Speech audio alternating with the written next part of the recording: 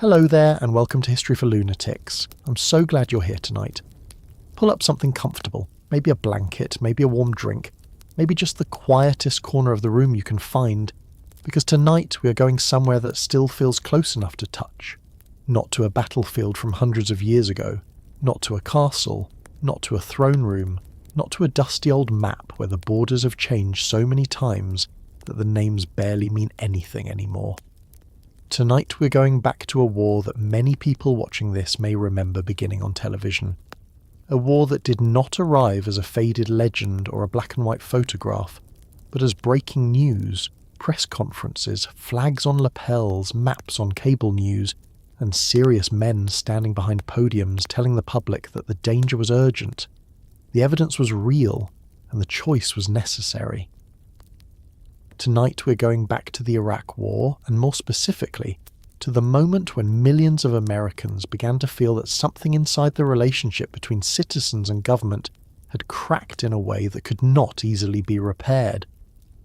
And here is the thing about trust. It usually does not disappear all at once. It leaks away, quietly at first. A little contradiction here, a missing answer there. A sentence that sounded certain in March and sounded less certain by October. A promise that turns into a question that turns into a hearing that turns into a report. And eventually people look around and realise that they no longer listen to official voices the way they once did. They still hear them, they still watch the speeches, they still know the words, but something has changed in the body. Some instinct has moved. A part of the listener that once leaned forward now leans back. That is the story we're telling tonight. Not just the story of tanks crossing a desert, not just the story of Saddam Hussein, not just the story of weapons inspections and intelligence failures and speeches before Congress. This is the story of what happened when a government asked its people to believe it on a matter of war, and then the central reason for that war began to collapse in public view. Before we go further, I want to ask you something simple. Where are you listening from tonight? Are you in bed with the lights low? Are you on the couch with the television off but your mind still running? Are you in the United States, where this war became part of the national memory, or somewhere else, watching from a distance as another country's decisions reshaped the world? And if you are old enough to remember 2003, what do you remember most clearly? Was it the phrase or weapons of mass destruction? Was it the television footage of Baghdad at night? Was it the yellow ribbons, the arguments at dinner tables, the feeling that everyone had an opinion but almost no one had the full picture?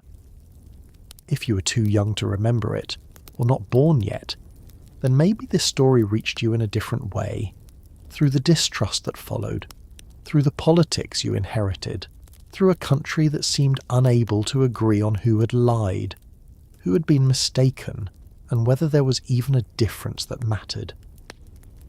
If this kind of storytelling speaks to you, if you like history told slowly, with room to breathe, with attention not only to what happened, but to how ordinary people felt while it was happening, it would mean the world to me if you hit that subscribe button and give this video a like. You do not have to do it right now. Do it when something in the story makes you pause for a moment. Do it when you realise you remember one of these words, or one of these images, or one of these silences. And if you want to share where you are listening from tonight, drop it in the comments. I really do love reading those. There is something strangely comforting about knowing that a story this heavy can still be heard by people in quiet rooms all over the world, long after the press conferences are over and the headlines have yellowed at the edges. Now let us begin gently, because the beginning of this story is not March 2003. That is when the bombs began falling over Baghdad, but that is not where the war began inside the American mind. The war began earlier, in the long, frightened aftermath of September 11th, 2001, when the United States was wounded, angry, grieving, and looking at the world through a new and sharper kind of fear. It is difficult now, after years of argument and distance, to recover the emotional atmosphere of that time without either exaggerating it or flattening it. But it matters, because without that atmosphere the Iraq War makes less sense. After September 11th, Americans were not simply debating foreign policy. They were living with the memory of passenger planes turned into weapons, office workers jumping from burning towers, smoke rising from the Pentagon, and ordinary morning routines interrupted by a level of violence that seemed impossible until it had already happened.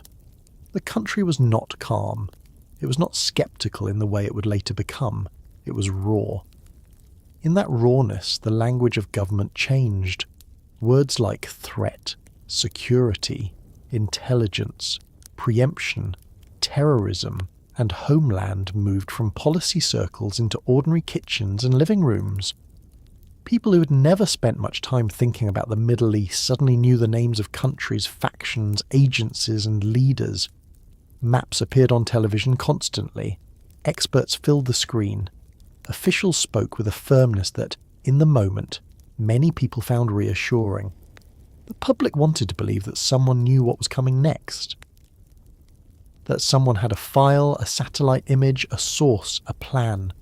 Fear makes certainty attractive. That is not a criticism of ordinary Americans. It is a fact about human beings. When people are afraid, they look for the person who sounds like they know where the danger is and how to stop it. Into that atmosphere came Iraq. Not immediately as a fully formed war, not at first as a single unmistakable demand, but as a growing presence in speeches, briefings, interviews, and newspaper stories. Saddam Hussein had been a familiar enemy to Americans since the Gulf War of 1991. He was brutal, theatrical, defiant, and easy to cast as a villain because in many ways he really was one. His regime had used chemical weapons in the past, had invaded Kuwait, had tortured opponents, had built a state around fear, surveillance, and personal power. None of that was invented in Washington. But the question in 2002 was not whether Saddam Hussein was a dictator. He was. The question was whether he posed a direct and urgent threat to the United States that justified invasion. That was the question on which so much would turn. By October 2002, Congress had passed the authorization for use of military force against Iraq, giving President George W. Bush authority to use the armed forces against Iraq. The resolution was signed into law on October 16, 2002, after passing both the House and the Senate by wide margins. That vote is one of the central moments in this story because it shows us something important about the mood of the country and the political class at the time. This was not a fringe idea being pushed from the margins. The march toward war moved through the most official channels of American democracy. Members of Congress debated it. Television networks covered it, editorial pages weighed in, and many Americans, though not all, accepted the argument that Iraq had to be confronted. Some supported war enthusiastically. Some supported it reluctantly. Some opposed it from the beginning and were dismissed as naive, weak, partisan, or unrealistic. But the machinery was moving, and that machinery depended heavily on one central claim. Iraq had weapons of mass destruction, or was close enough to having them that waiting was too dangerous. Chemical weapons, biological weapons, nuclear ambitions. The phrase weapons of mass destruction became so common that it turned into 3 letters, WMD, spoken quickly, repeated endlessly, almost as if the abbreviation itself made the case simpler. The public heard that Iraq had hidden programs, concealed materials, mobile biological labs, aluminum tubes, suspicious facilities, and connections that could not be ignored. Officials did not always speak with the same degree of certainty on every detail, but the overall impression was unmistakable. Iraq was presented as a gathering threat, and after September 11th, gathering threats were no longer treated as distant problems. Here is what I want you to sit with for a moment. Most people do not have access to raw intelligence. They cannot inspect classified sources. They cannot walk into agency rooms and ask to see the dissenting memos, the caveats, the doubts in the margins. Ordinary citizens have to trust a chain of people they will never meet. Analysts gather information, agencies interpret it, officials summarize it, presidents present it, reporters repeat, question or amplify it. Members of Congress decide how much to believe. The public receives the final version, usually polished, simplified, and delivered with confidence. That is how modern government works in matters of national security. There's always some amount of trust involved. The Iraq War became so damaging because many Americans came to believe that this trust had been used carelessly, or worse, deliberately. At the time, support for military action was strengthened by beliefs that later became deeply disputed or clearly false.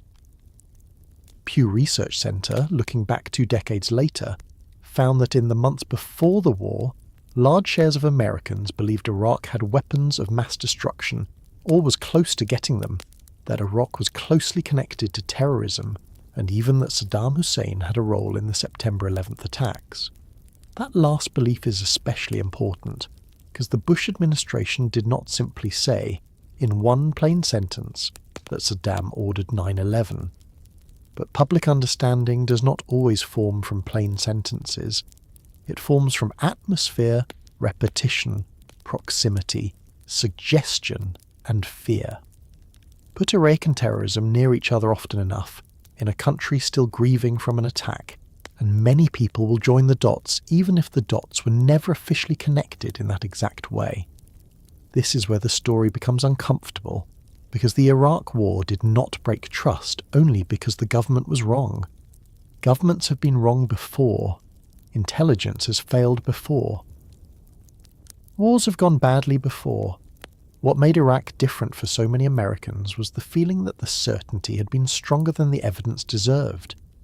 The feeling that doubts had been pushed aside. The feeling that the public had been shown the sharpest, scariest version of the case, while the softer, more uncertain parts were kept somewhere out of view. Later investigations and reviews would show that the pre-war case relied on intelligence that was flawed, overstated, or drawn from unreliable sources. The Iraq Survey Group's final findings did not uncover the active WMD stockpiles that had been used to justify the invasion, and later assessments concluded that Iraq had ended major WMD programs years earlier. But in the opening months of 2003, that was not what most Americans were hearing. Imagine being an ordinary person in the winter of 2002 and early 2003. You wake up, make coffee, drive to work, listen to the radio. There is talk of inspections, talk of deadlines, talk of mushroom clouds, talk of dictators and terrorists and the danger of waiting too long. You see officials on television speaking in calm voices about terrible possibilities. You see newspapers publishing stories that seem to confirm the pressure building toward war. You hear friends argue. Maybe someone at work says we have to do this before it's too late. Maybe someone else says it feels wrong but cannot prove why. That is one of the hardest parts of living through history as it happens. You rarely get the documents in real time. You get moods, you get fragments, you get confident people asking you to choose before the full record exists. The invasion began in March 2003. Many Americans watched it the way modern people watch war now, through screens, with a strange mixture of distance and intimacy. Baghdad appeared at night, lit by explosions and anti-aircraft fire. Reporters spoke over live footage. Military analysts explained the campaign with arrows and maps. The phrase shock and awe entered the public vocabulary.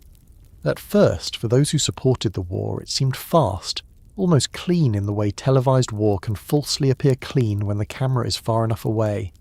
The Iraqi government fell quickly. Statues came down. There were images that looked like victory, and images that were presented as victory, and for a brief moment many people believed the hardest part might already be over. But wars have a way of beginning in one language and continuing in another. The language of invasion is speed, force, decision, the movement of armoured columns and the collapse of visible symbols. The language of occupation is different.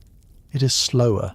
It is checkpoints, shortages, mistranslations, resentment, house raids, roadside bombs, ministries that do not function, old enemies returning under new names, and young soldiers trying to make sense of streets where every parked car might matter. The Iraq War that was sold as a necessary confrontation with a dangerous regime became, very quickly, a much larger and messier struggle over what happens after a regime is removed.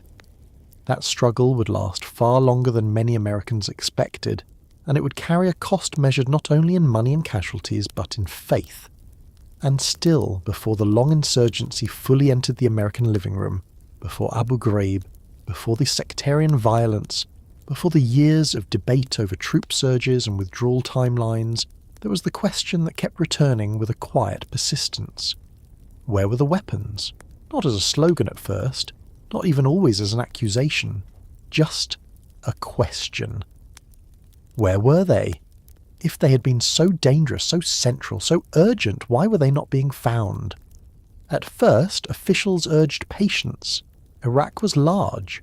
Weapons could be hidden, documents could be destroyed, scientists could be afraid to speak. All of that sounded possible for a while. But time is very hard on weak claims. Days became weeks, weeks became months. The searches continued, and the original certainty began to look different under the light of absence.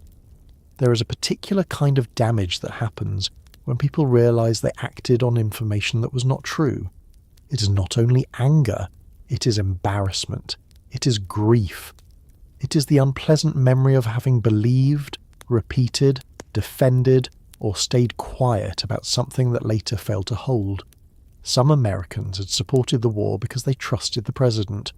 Some because they trusted the intelligence agencies, some because they trusted newspapers, some because they trusted the emotional logic of the post-9/11 world, some because they feared being wrong in the other direction. After all, if you oppose a war and then a weapon is used, how do you live with that? Fear works both ways. It pressures action and punishes doubt. This is why the Iraq War sits in American memory in such a restless way. It was not the first war to divide the country. Vietnam had already done that on a scale so deep that it shaped generations. It was not the first scandal involving official deception. Watergate had already taught Americans that presidents could lie in ways that reached into the machinery of democracy itself.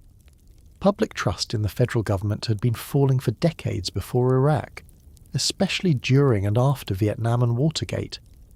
But Iraq reopened those older wounds in a new century, under new media conditions after a national trauma, with a volunteer military carrying the physical burden, while the broader public was asked to support, watch, argue, and continue shopping.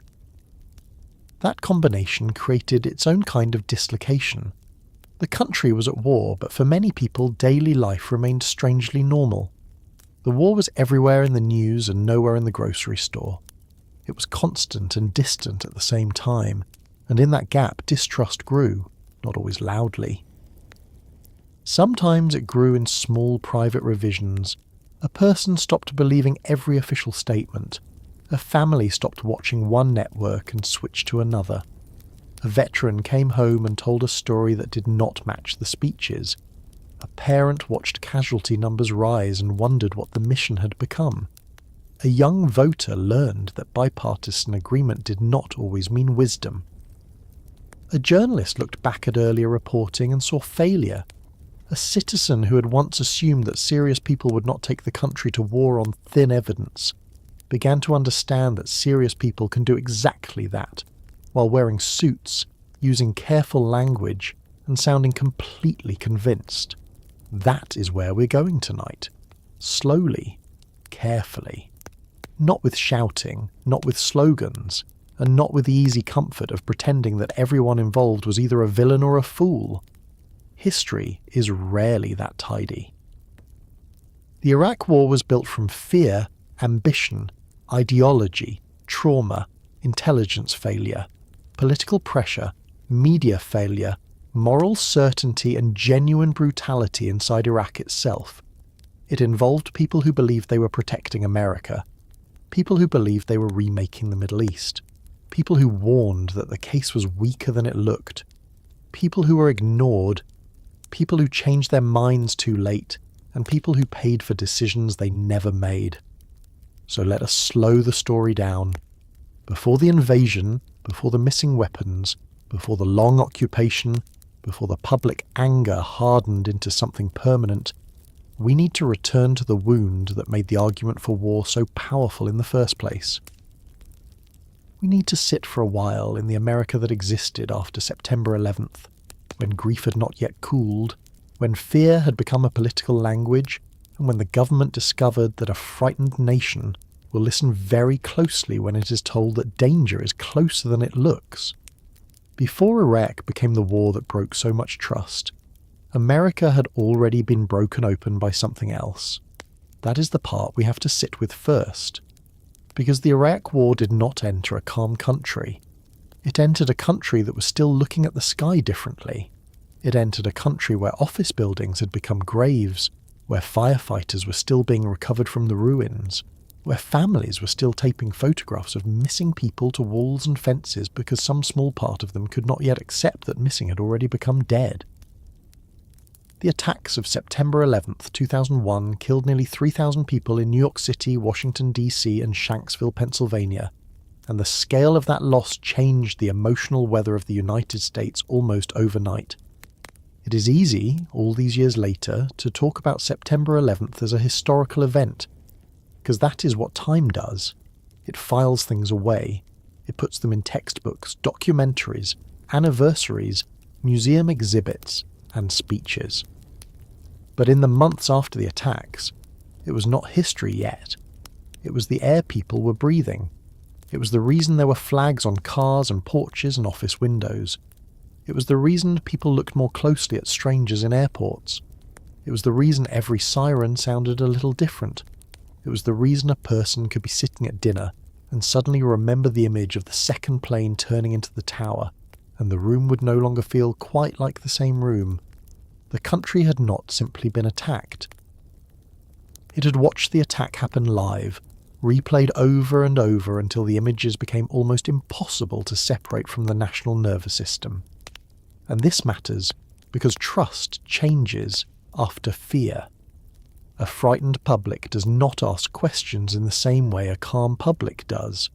A frightened public wants protection first, answers second, and debates somewhere later when it feels safe enough to argue again.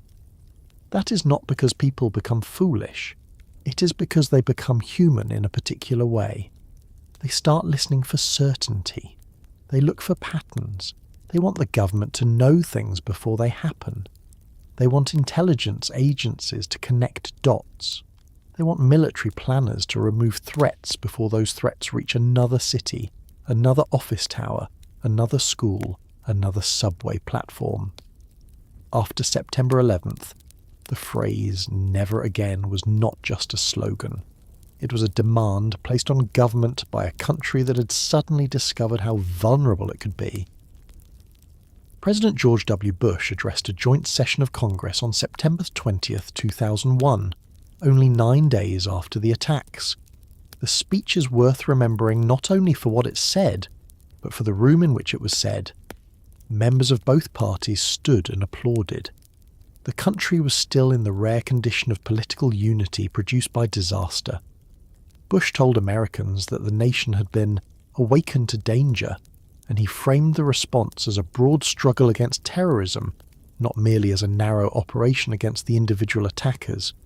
He announced the creation of a cabinet-level Homeland Security position and warned the military to be ready because America would act. That night, the language of the next era became visible. Homeland, terror, threat, networks, states that support terror. The speech named Al-Qaeda clearly, and it placed Afghanistan and the Taliban at the centre of the immediate crisis. That made sense. Al-Qaeda had planned the attacks, and the Taliban had given Al-Qaeda sanctuary. But there was also a larger idea taking shape, one that would matter later in Iraq. The enemy was not only the men who hijacked the planes. It was not only one organisation. It was a category of danger, a networked world of terrorists, supporters, financiers, trainers, states, camps, documents, and future plots that might be forming in places most Americans could not find on a map. Once danger was described that way, the boundaries of response became much harder to define. Within days, Congress gave the president broad authority to use force against those responsible for the September 11th attacks. The authorization for use of military force passed the Senate 98-0 and the House 420-1 on September 14, 2001, and President Bush signed it into law on September 18th. The text authorized force against nations, organizations, or persons connected to planning, authorizing, committing, aiding, or harboring those responsible for the attacks. That vote is one of the most important signs of the moment. In calmer times, that kind of authority would have produced a longer fight, more public hesitation, more visible anxiety about what future presidents might do with such power. In September 2001, the country wanted motion. It wanted the government to move faster than the next attack. And then, before the grief had settled, the mail became frightening. Letters containing powdered anthrax spores were sent through the United States postal system in the weeks after September 11th. The attacks caused 22 infections and 5 deaths. Think about what that did to an already shaken country. The first attack had come from airplanes. The second fear came through envelopes. Ordinary objects had become suspicious. A person opening the mail at an office desk could suddenly be part of a bioterror investigation. Postal workers, journalists, Senate staff, and ordinary households were pulled into a new kind of dread. The danger did not need a cockpit anymore. It could arrive folded in paper. This is the atmosphere in which the public began hearing warnings about weapons of mass destruction. Not in a calm seminar room, not in a classroom with charts and careful definitions. People heard those warnings after seeing towers fall and after hearing that anthrax had moved through the mail. Biological weapons were not theoretical anymore. The phrase chemical or biological attack did not sound like something from a spy novel. It sounded like something that might already have begun. That is why the later arguments about Iraq landed so powerfully. A government did not need to explain every technical detail to make people afraid of hidden weapons. The country had already been trained by trauma to imagine the worst. There was also a new kind of patriotism in the air, and it had 2 sides. One side was generous, communal, and sincere. People donated blood. People gave money. People lined streets for funerals. Strangers treated one another with a softness that sometimes appears after catastrophe, when the usual irritations of daily life seem too small to matter. In the days after the attacks, there were vigils, flags, candles, church services, synagogue services, mosque visits, school assemblies, and long conversations between people who did not usually talk about death, or history, or foreign policy. The country felt, for a brief time, unusually joined together. But the other side of that unity was pressure. It became harder to dissent without being suspected of lacking resolve. Questions that might have been ordinary in another season could sound, in that season, like weakness. If someone asked how long the war on terror would last, they might be told that this was not the time. If someone asked how far presidential power should reach, they might be told that lawyers could worry about that later. If someone asked whether fear was being used too easily, they could be accused of not understanding the seriousness of the threat. A country can be united by grief and still become less patient with doubt. Both things can be true at the same time. That impatience soon entered law and policy. The USA Patriot Act, whose full title promised tools to intercept and obstruct terrorism, expanded law enforcement and financial investigative powers in the name of preventing terrorist acts and disrupting terrorism financing. For many Americans, this felt reasonable at the time. If the government had failed to detect the September 11th plot, then surely it needed better tools. If agencies had not shared enough information, then surely the walls between them needed to come down. If terrorists were using money, phones, travel documents, charities, banks, computers, and immigration systems, then surely the state had to reach into those spaces more effectively. That was the argument, and after the attacks, the argument had force. The deeper question, which did not fully emerge until later, was what fear does to oversight. A democracy depends on a public that can say, prove it. It depends on legislators who can say, slow down. It depends on journalists who can say, what is the evidence? It depends on judges, inspectors general, whistleblowers, opposition parties, and ordinary citizens who understand that urgency is not the same thing as accuracy. But in the wounded months after September 11th, urgency had moral authority. To hesitate felt dangerous. To demand proof could be made to look irresponsible. That is one of the oldest tensions in democratic life. The moment when people most need protection is often the moment when they are most willing to hand over power quickly. The war in Afghanistan began less than a month after September 11th, and for many Americans it felt directly connected to the attack. The Taliban had sheltered al-Qaeda. Osama bin Laden was in Afghanistan. Training camps were there. The logic was direct enough for a wide public to understand. But the success of the early Afghanistan campaign created another problem. It gave the administration, the military, and many Americans a sense that force could move quickly, remove regimes, and change the strategic map. By early 2002, with US troops already in Afghanistan, large majorities of Americans were open to the possible use of military force in Iraq and other places connected in public discussion to terrorism. Pew later described that early support as unusually strong compared with other post-Cold War military missions. This is where Iraq began moving closer, not yet as the only story, but as one name among several in the expanding geography of fear. Saddam Hussein was already familiar. Americans remembered the Gulf War. They remembered burning oil wells, Scud missiles, gas masks in Israel, and the strange unfinished feeling of 1991 when Saddam had been defeated but not removed. His regime had used chemical weapons against Iran and against Kurdish civilians in the 1980s. He had invaded Kuwait. He had defied inspections. He had ruled Iraq through surveillance, prisons, torture, patronage, and fear. So when officials began speaking about Iraq as a danger, they were not asking Americans to imagine a harmless government as a threat. They were pointing to a dictator who already had a long record of brutality and confrontation. The question, though, was not whether Saddam Hussein was brutal. The question was whether the wound of September 11th justified treating Iraq as part of the same emergency. That was the turn. That was the movement from one kind of war to another.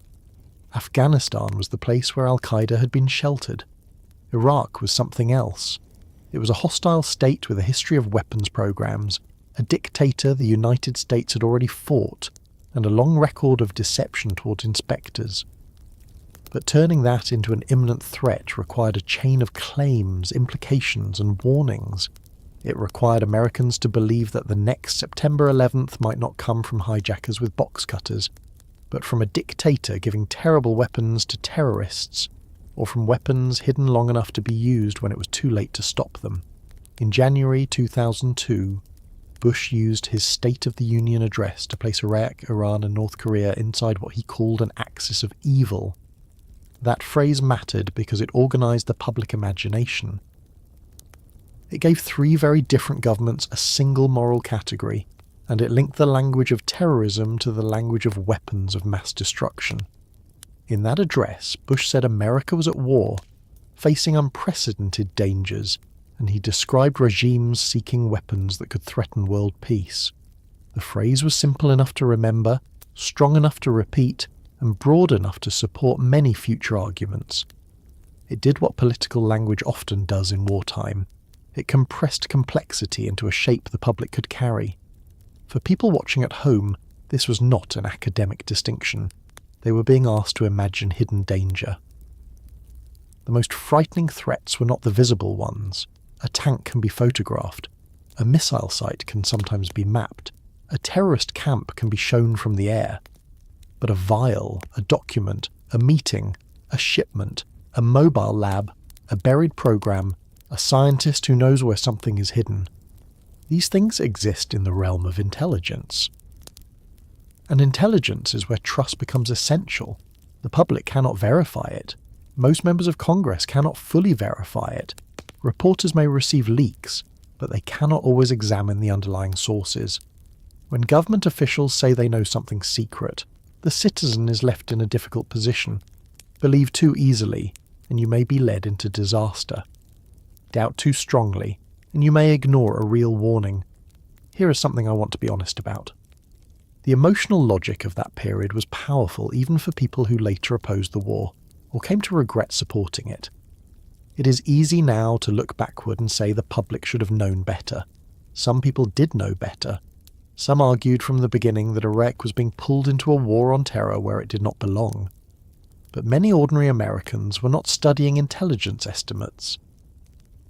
They were raising children, going to work, standing in airport security lines, watching alerts crawl across television screens, hearing about sleeper cells, and being told that the worst mistake would be to wait until a threat became visible.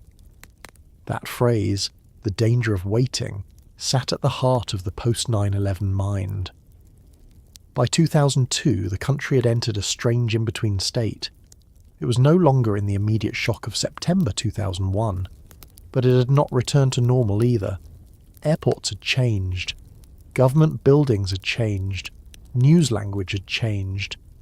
Local police departments talked about terrorism, preparedness. Schools practiced new kinds of emergency thinking. Families with sons and daughters in uniform understood that the military was not on a short mission, but at the beginning of something larger. Television news created a constant sense of alertness. The public lived inside a low hum of warning.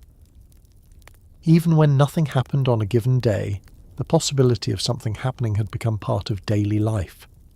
That low hum is essential to understanding how a war can become acceptable before it becomes inevitable. Most wars do not begin only with a formal declaration or the first explosion. They begin earlier, in the narrowing of imagination. Alternatives start to feel unrealistic. Questions start to sound repetitive. Officials appear on Sunday shows. Anonymous sources speak to newspapers. Think tanks publish arguments. Former officials warn of danger. Military preparations are described as prudent, then necessary, then unavoidable. By the time the public sees troops moving into position, the debate has already changed. The question is no longer whether the country should travel down that road. The question is whether turning back would now look weak. The wound before the Iraq War was not only grief from September 11th, it was also humiliation. The most powerful country in the world had been struck by 19 hijackers using its own civilian airliners. Its intelligence agencies had missed the plot. Its defences had failed in public view. The American mainland, long treated as protected by oceans and power, had been shown to be reachable. That humiliation created a hunger not only for justice but for restored control. Governments understand this hunger. They may feel it themselves. Leaders are human too, and they do not like presiding over vulnerability. After 9/11, the Bush administration was determined not to be accused of failing to act against the next threat. That determination shaped everything that followed, and so the stage was set before the case for Iraq was fully built.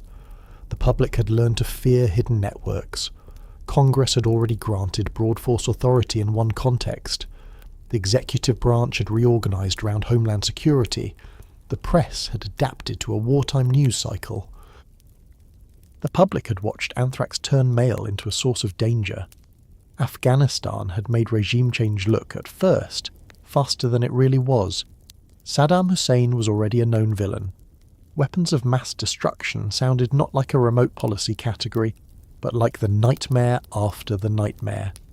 This is why the Iraq argument did not need to begin from nothing. It entered through doors that September 11th had already opened. Fear opened one, grief opened another, patriotism opened another, anger opened another, trust for a while held them open.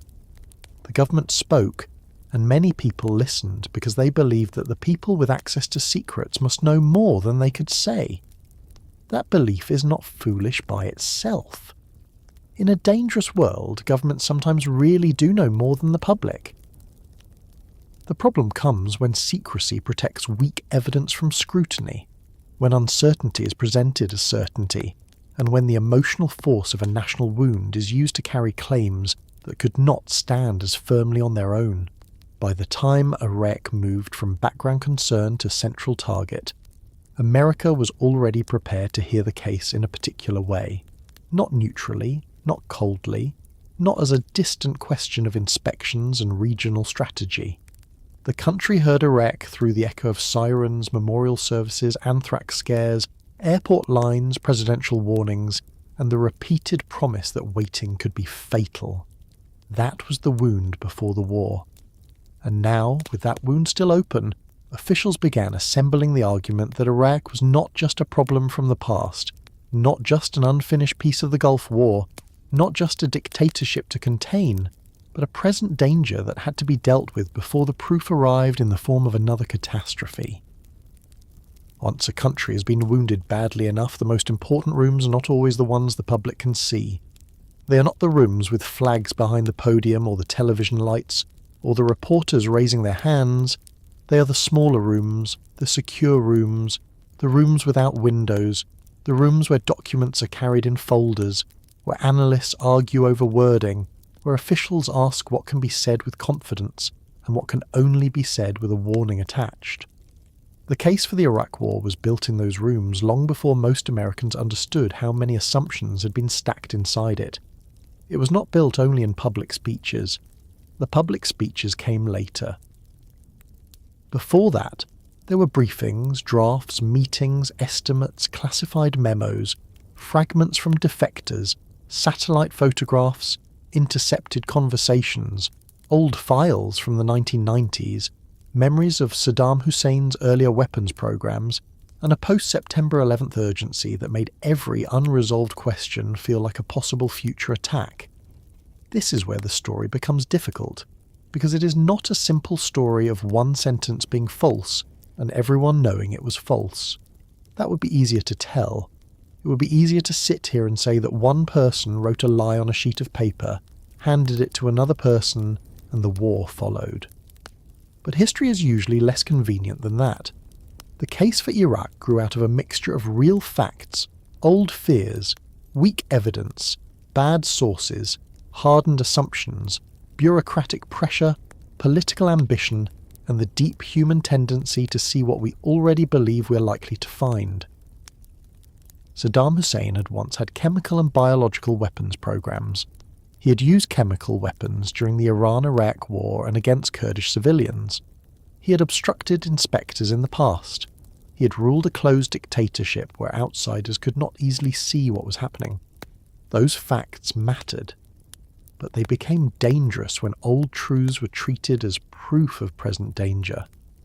Inside the intelligence world, Iraq had been a problem for years before September 11th. After the Gulf War of 1991, United Nations inspectors had uncovered far more about Iraq's weapons programs than many outside observers had expected. Saddam's government had concealed programs, lied about them, and tried to preserve knowledge and capability wherever it could.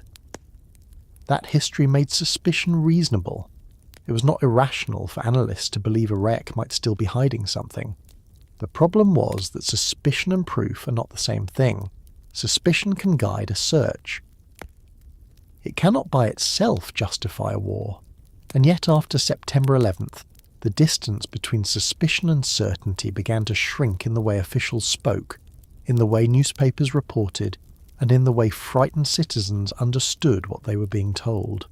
In October 2002, the US intelligence community produced a national intelligence estimate on Iraq's weapons of mass destruction programs. This was supposed to be the serious document, the formal assessment, the closest thing the government had to a consolidated intelligence judgment. The estimate judged that Iraq was continuing its WMD programs and, in its public key judgments, presented Iraq's chemical, biological and nuclear activities as more active and threatening than later evidence supported. The Senate Intelligence Committee later concluded that most of the major key judgments in that estimate were either overstated or not supported by the underlying intelligence reporting, and it described failures in analytic tradecraft and groupthink inside the intelligence community. Think about what that means in ordinary language. The document that helped carry the country toward war sounded more confident than the evidence underneath it deserved. That is not a small failure. It is exactly the kind of failure that matters most in a democracy, because elected officials and citizens cannot weigh evidence properly if the evidence has already been hardened into certainty before it reaches them. A sentence that says "we judge" is different from a sentence that says "we know." A caveat in a footnote is different from a warning spoken aloud. A dissenting agency view buried deep in a classified document is not the same as a public official saying plainly that the case is uncertain. When intelligence passes upward through government, each step can make it shorter, cleaner, and more forceful. By the time it reaches the public, the rough edges may be gone. One of the most important examples was the argument over aluminum tubes.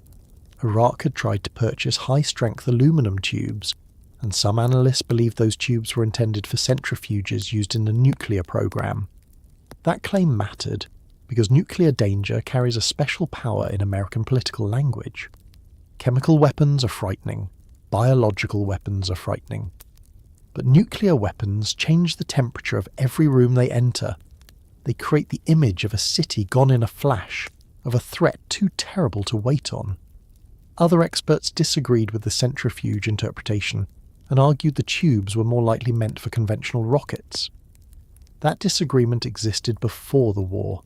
It was not invented afterward. But in public discussion, the nuclear possibility often received more attention than the uncertainty surrounding it. This is one of the quiet tricks of wartime persuasion. You do not always need to prove the worst case. Sometimes you only need to keep the worst case in the room. Let it stand there silently while the debate unfolds. If the public is afraid enough, the mere possibility begins doing the work of evidence. No responsible person wants to be the one who dismissed a nuclear warning and then watched it come true. So the burden shifts. Instead of the government having to prove that the threat is immediate, skeptics are asked to prove that the threat is not. And proving a negative about a closed dictatorship is almost impossible. Iraq could always be hiding something somewhere. A warehouse not yet searched, a scientist not yet interviewed, a truck that moved overnight, a document burned before inspectors arrived. In that kind of environment, absence itself can be made to look suspicious. The biological weapons case had its own central weakness, and it would become one of the most infamous parts of the entire intelligence failure.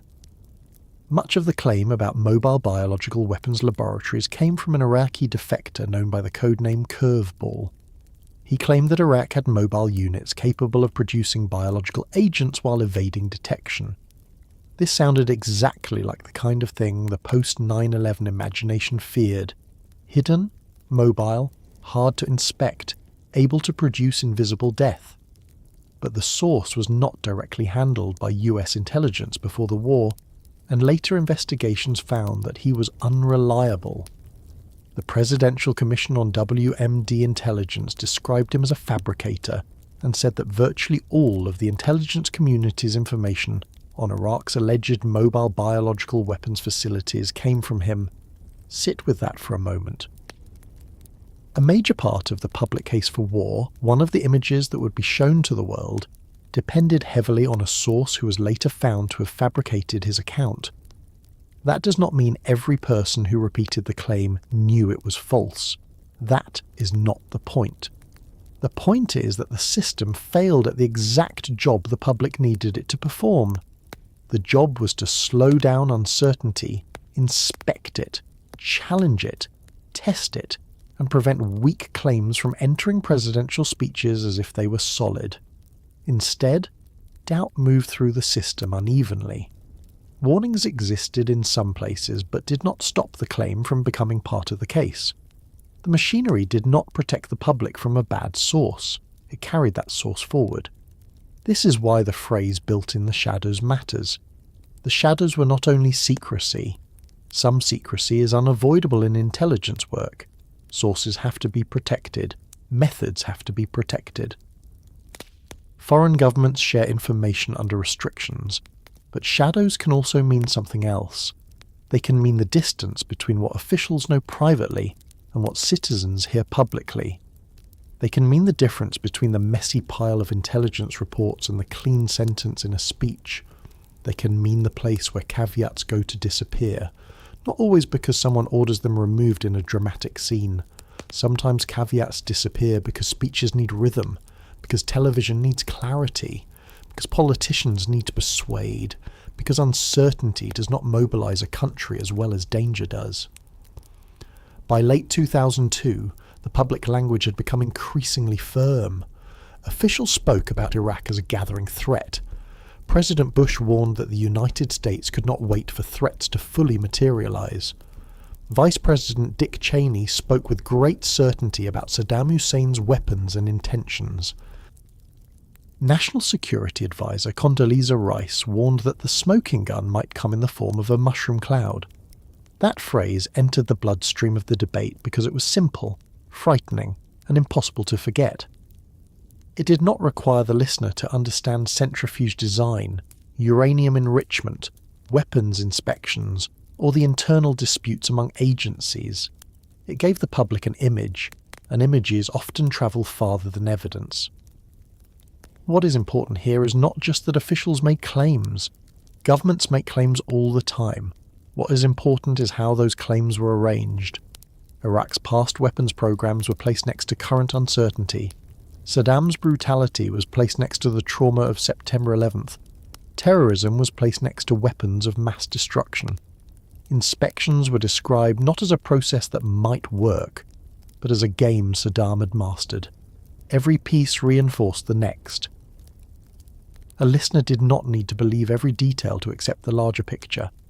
The picture was that a hostile dictator, with a record of deception and a hunger for dangerous weapons, might one day place those weapons into the hands of terrorists, and after September 11th, no president could responsibly wait for that day.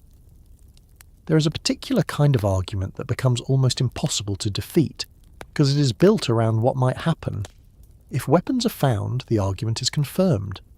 If weapons are not found, the argument can say they were hidden.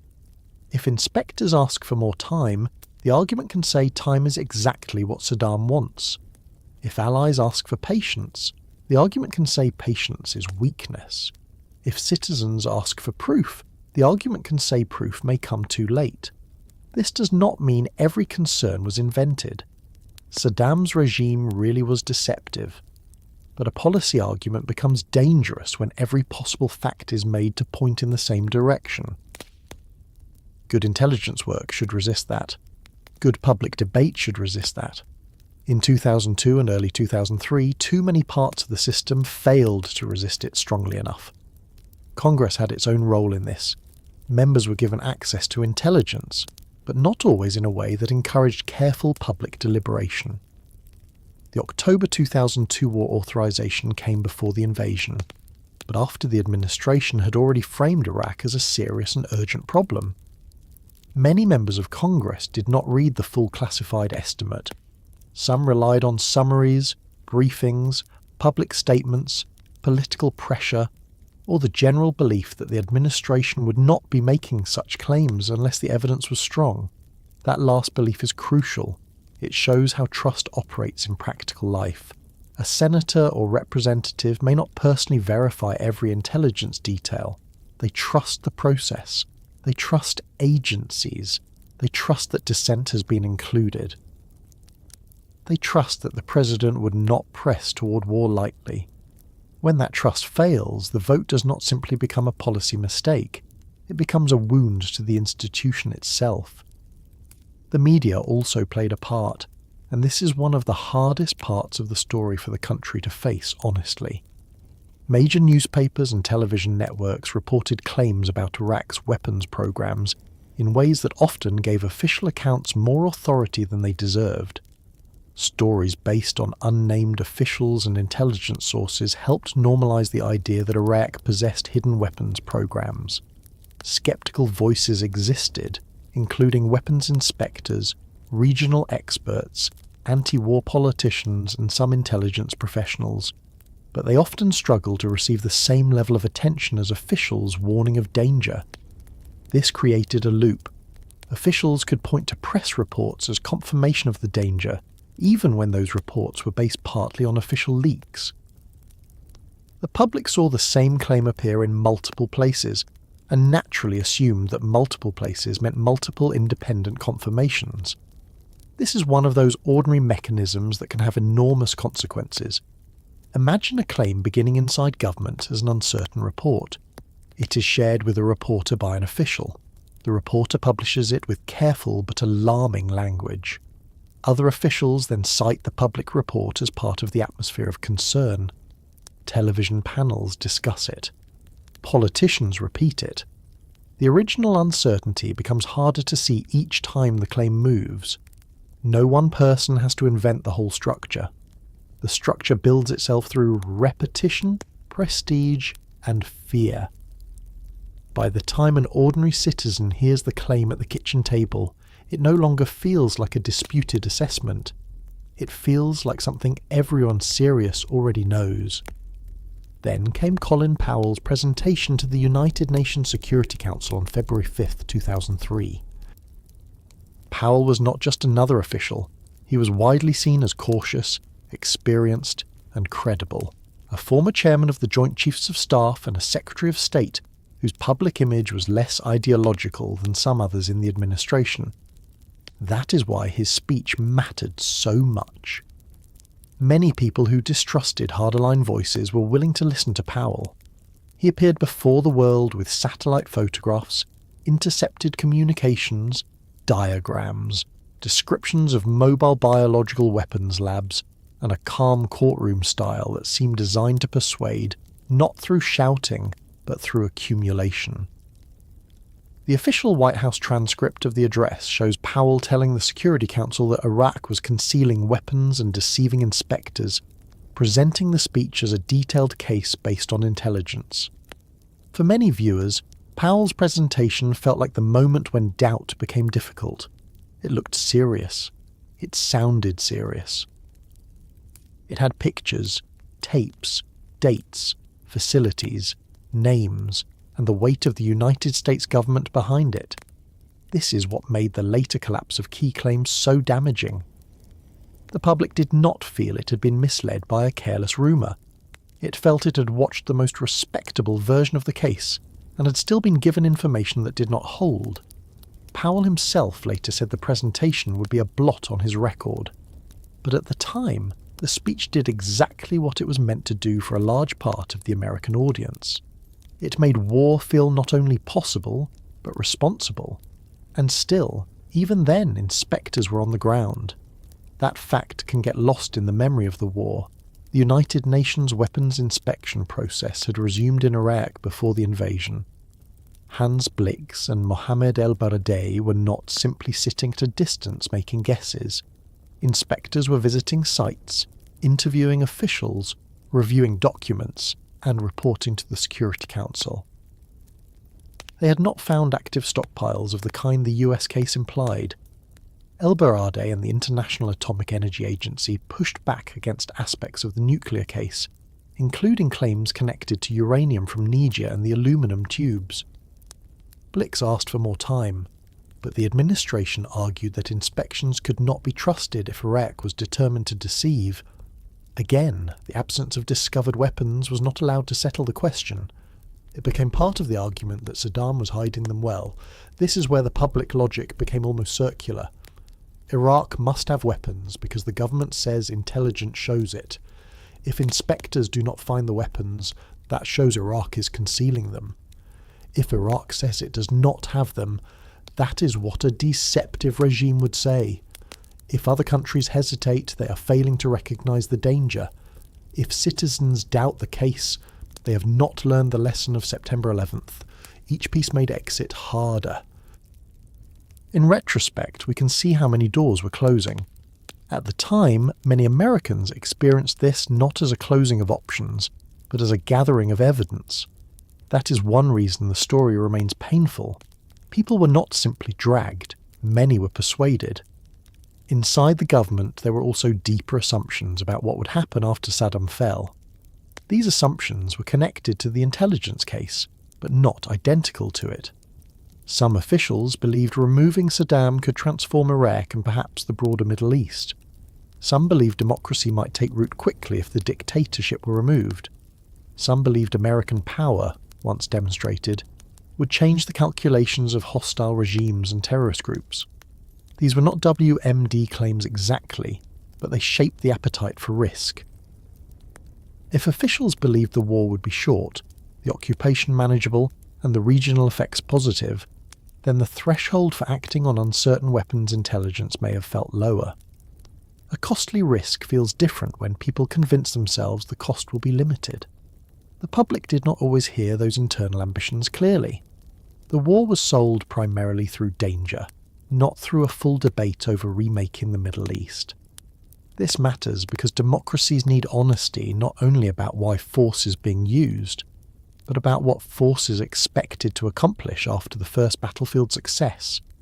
If the public is told that war is necessary because of weapons, but some policymakers are also motivated by broader theories of regional transformation, then citizens are not being given the full argument they are being asked to support. They are being asked to consent to one war while officials may be imagining another. The later investigations would use terms like intelligence failure, groupthink, and analytic tradecraft. Those words are accurate, but they can sound too clean. What they mean in human terms is that people in powerful institutions became trapped inside a shared expectation. They expected Saddam to be hiding weapons, so ambiguous evidence looked like proof. They expected inspectors to be deceived, so inspections that found little did not reassure them. They expected danger to grow if America waited, so waiting itself became suspect. They expected the trauma of September 11th to require a new doctrine, so an old adversary became a test case for that doctrine. The WMD Commission later concluded that the intelligence community was dead wrong in almost all of its pre-war judgments about Iraq's weapons of mass destruction, and called it a major intelligence failure.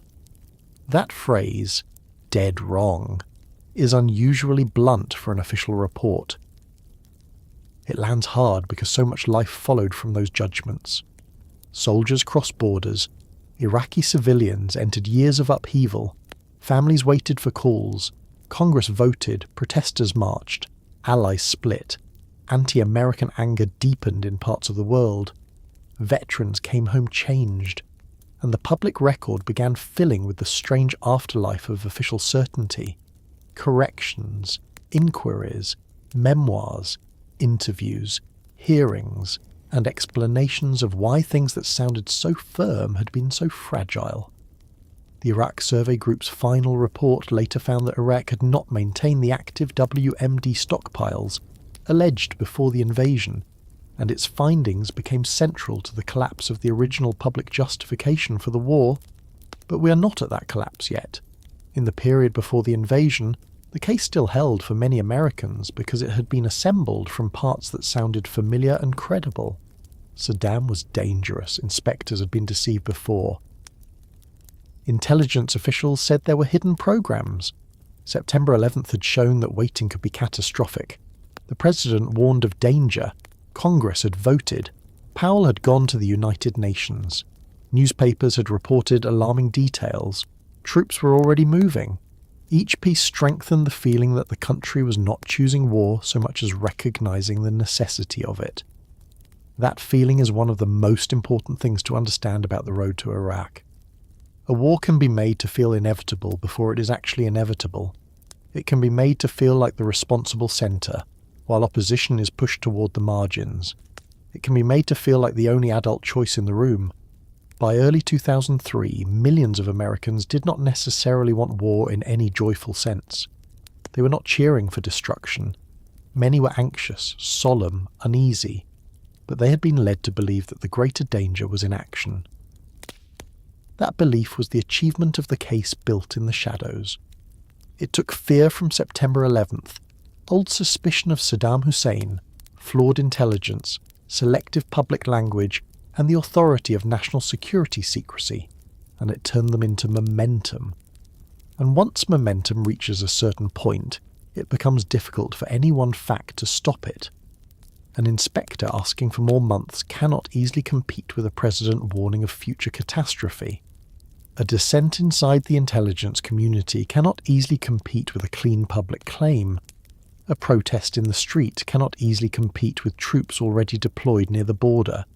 The country had been moved to the edge of war through a process that many citizens could feel, but not fully see. They saw the speeches, they heard the phrases, they watched the maps, but they could not see the weak source behind the mobile labs. They could not see every caveat softened or dropped. They could not see how much was assumption and how much was proof. That is the damage that would come later. Not only that the weapons were not found, not only that the war became longer and bloodier than promised, but that Americans began to look back at the road to war and ask how much of their consent had been manufactured from things they were not allowed to examine. The trust did not break in one moment. It was prepared for breaking here, in the hidden passage between secret evidence and public certainty, between a frightened country and officials who learned how powerful that fear could be. And now the story moves from the case to the act itself, from the rooms where the argument was sharpened to the desert where the argument became fire, machinery, orders, and the beginning of a war that many people thought would prove the government right quickly, only to discover that the first victory would answer far fewer questions than it created. By the time the first missiles crossed into Baghdad, much of the argument had already done its work. The invasion itself arrived almost like the closing of a door. For months, Americans had been told that Iraq was a danger that could not be left alone, that inspections were being evaded, that hidden weapons might someday become the centre of a catastrophe, and that the United States had learned from September 11th that waiting could be more dangerous than acting. So, when the war began in March 2003, a great many people did not experience it as a sudden decision. They experienced it as the moment everyone had been prepared to expect. The speeches had been given, Congress had voted, the troops had gathered, the maps had appeared on television. The phrase weapons of mass destruction had been repeated so often that it had become part of ordinary conversation. And then, after all that build-up, the screen changed. The debate became footage, the warnings became explosions. The war that had lived for months in language became visible in the night sky over Iraq. In the United States, it was still March 19th when President George W. Bush addressed the nation and announced that military operations had begun. In Baghdad, it was already the early hours of March 20th. That time difference is worth noticing because for Americans watching at home, the war began in the strange comfort of evening television. People were sitting in living rooms, bedrooms, airport lounges, bars, college dorms, military family housing, and offices where someone had turned on the news and left it running.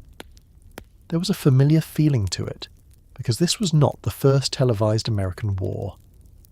The Gulf War in 1991 had already taught viewers to see night vision images, missile strikes, military briefings, and maps with arrows as part of how modern war was presented. But 2003 felt even more immediate. Cable news was faster, the graphics were sharper.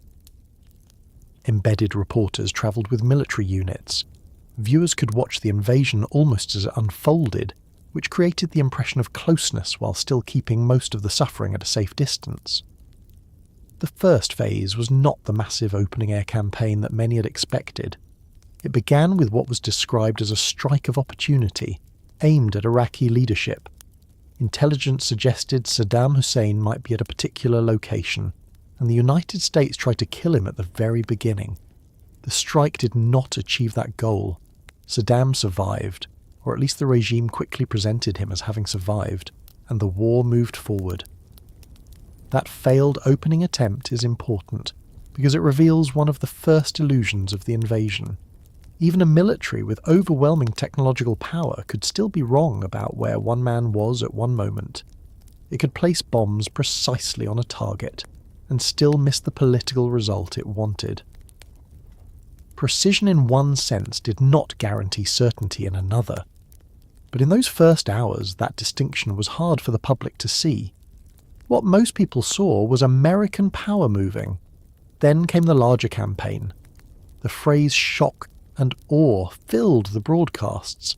It sounded like something invented for television because in some ways it functioned perfectly on television.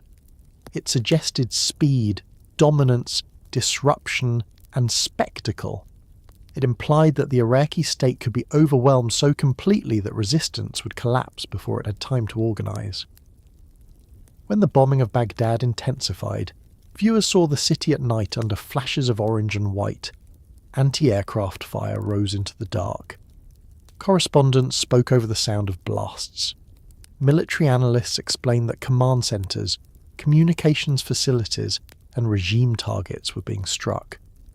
For an American viewer far from the ground, the war looked almost mathematical. One side had satellites, stealth aircraft, cruise missiles, guided bombs, global communications, armoured divisions, and an unmatched ability to coordinate force across distance. The other side appeared old, exposed, and doomed, and in a conventional military sense, Iraq was doomed. That is one reason the invasion looked so certain. The Iraqi military of 2003 was not the Iraqi military of 1991 at full strength, and even in 1991 it had been badly outmatched by the United States and its coalition partners. Years of sanctions, containment, no-fly zones, internal decay, corruption, and the political logic of Saddam's dictatorship had weakened Iraq's conventional forces. Saddam did not trust his own military fully, because dictators rarely do. He relied on overlapping security organizations, loyal units, and fear. Commanders were not free to act like professional officers in a normal army. They had to worry not only about the enemy, but about the regime watching them. That kind of system can terrorize a population for years, but it's often brittle under the pressure of a modern invasion. The American plan moved from Kuwait into southern Iraq, with Army and Marine units pushing north toward Baghdad, while Special Operations Forces and air power struck across the country. British forces operated in the south around Basra. The geography mattered. Iraq was large, but the road to Baghdad could be imagined on a map as a drive north through desert, towns, river crossings, and defensive positions that were supposed to slow the coalition. In the early coverage, movement became the story. Units were advancing, bridges were being approached, columns were pushing forward.